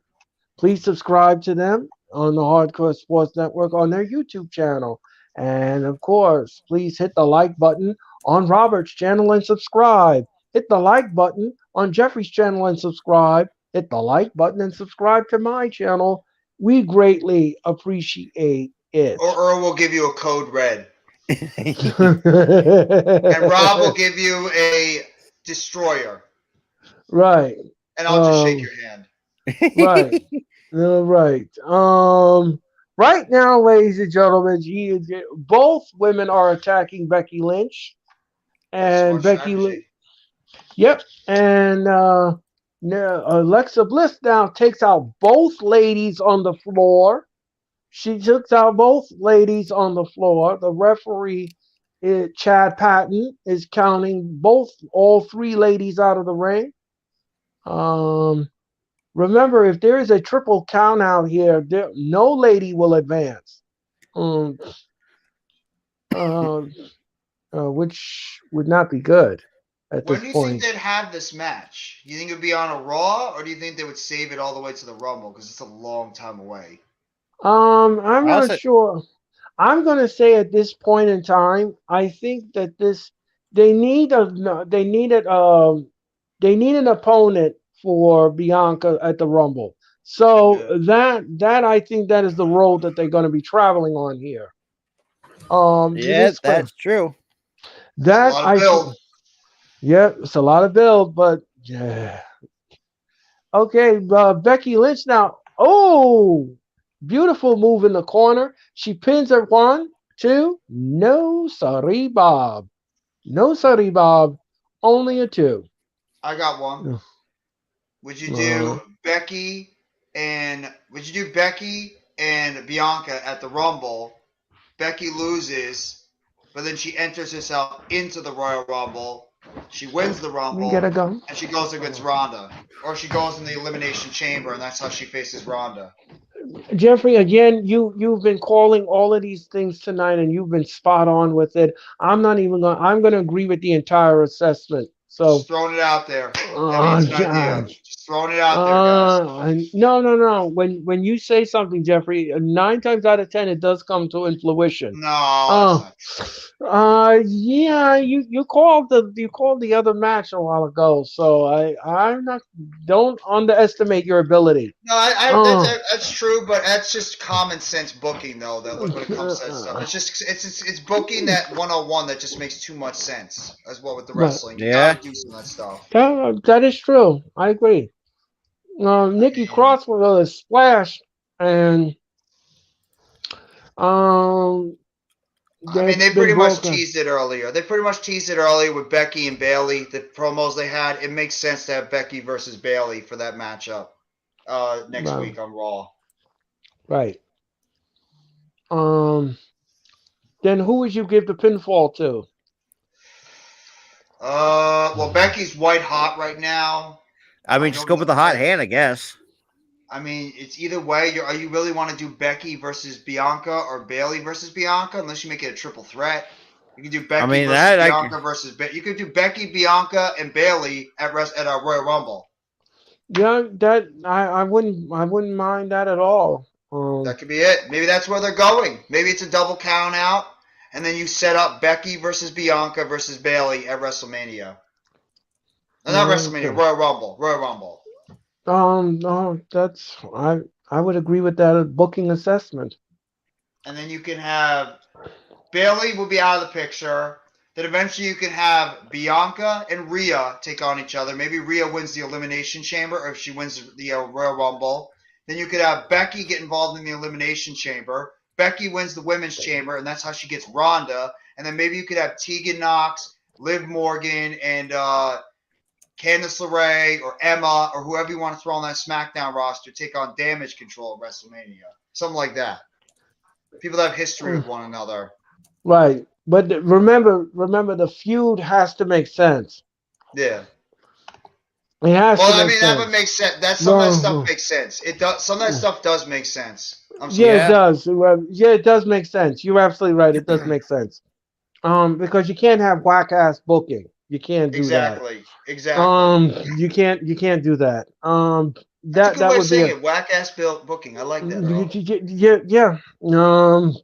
It's true. Um, so now, Nikki Cross now is on the apron. And Becky Lynch is going after Nikki Cross on the apron. Look out, she's trying to splash her. And Nikki Cross is like, no, I'm not having none of this tonight. She's just holding on, cradling the second rope.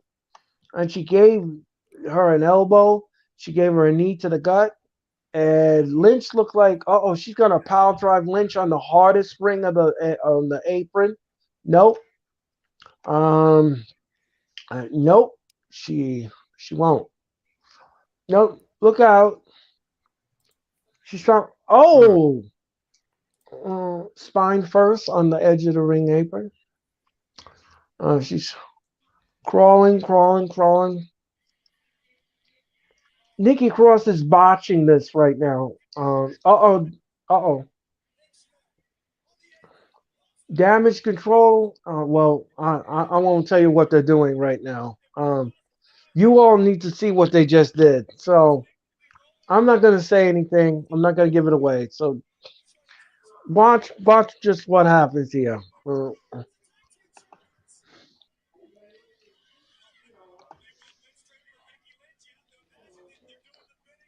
Well, they've been out there attacking Becky Lynch the past couple of weeks, so it makes sense they would go after Oh, Becky Lynch because they don't want her to win. They don't want her to take on Bayley. That's true. Twisted Bliss. 1, 2, 3. Alexa Bliss wins. So it's gonna be Alexa Bliss versus Bayley. Interesting. Yeah, but I wouldn't mind if they put the belt on Bliss. Can't be upset about that. Unless Bliss is about to turn heel soon. If they're really going with Bayley again at the Royal Rumble, and Bianca loses that match, because if they're going Bianca and Bayley again, you're gonna have to tell Bayley babyface at some point. Yeah, because Bayley's got to win. You can't have her face Bianca again and lose. Right. Because like Earl said, you put damage control in pretty much booking purgatory. Yeah, exactly. I mean, even with Bayley, if you look at the time that Bayley has held the title, she wasn't bad as a champion. Let's keep it. No, she was not. But like her heel one's kind of getting very stale the last 2 to 3 years of how she misses Sasha Banks. Yeah, you could definitely tell Sasha. Like that's just a really good pair. It's just knowing that Sasha. Well, let's be real. Like she's like having fun before she ever decides to even come back. Right. You know what I mean? WWE needs Sasha more than Sasha needs. Yeah, that's what I'm saying. Like they need her. Because WWE women's division are lacking in stars. That's the problem, and that's the biggest problem with the women's division. That's why you see Ronda Rousey with that championship. That's why you see it got people like Alexa Bliss. That's why you have Shayna Baszler. Well, Shayna Baszler's just there because she's with Ronda. That's just pretty much it. Shayna's not really even a big star. Like these people they're bringing in: Emma, Tegan Knox, Dakota Kai, Mia Yim, Candice LeRae, Io Shirai. They're all spit players right now. They're just coming in to try to add depth to that women's division. Shotzi, Xia Li, Lacey Evans are all just depth people on that women's absolutely division. They're not stars. Right now they're not superstars. Right. Becky Lynch is a superstar. Charlotte's a superstar. Bayley's a superstar. Asuka's a superstar. Rhea's getting to become a superstar. Bianca's a superstar. Oh, yeah. That's why you see like those types of women in these matches because they're already there. These other women aren't there yet. They're like here. They're like big players. 100%. Raquel should be one of them too. Oh yeah. But Raquel's still got a little bit of a way to go because she's still a little bit green in some areas. Stop freaking smiling. Yeah. Stop with the damn smiling. You're not. What are you happy about? You suck right now. You suck, Raquel. I say Raquel Rodriguez. She keeps smiling. Stop doing that. You're Raquel Rodriguez, one of the biggest. You're one of the most impressive specimen in that women's division. Stop smiling. Right. Be aggressive. Be mean. Be pissed off. I hope when she comes back, she goes nuts and absolutely destroys Ronda and Shayna. Like, I want to see her go ape, like, you know what, on those two. Right. Well, ladies and gentlemen, that is going to do it for the Raw Watch Along. Yes, we want sir. to thank we want to thank everyone that was in the chat. We want to thank you for watching along with us. Jeffrey and I, we will return next Monday night when Monday Night Raw comes to you from Milwaukee, Wisconsin. So, ladies and gentlemen, for Robert, Jeffrey, and Earl, no, those are not law firms. That we are wrestling fans, and you have been watching the Raw Watch Along. Good night, everyone. Guys, you can hit awesome power of nature, hot excitement.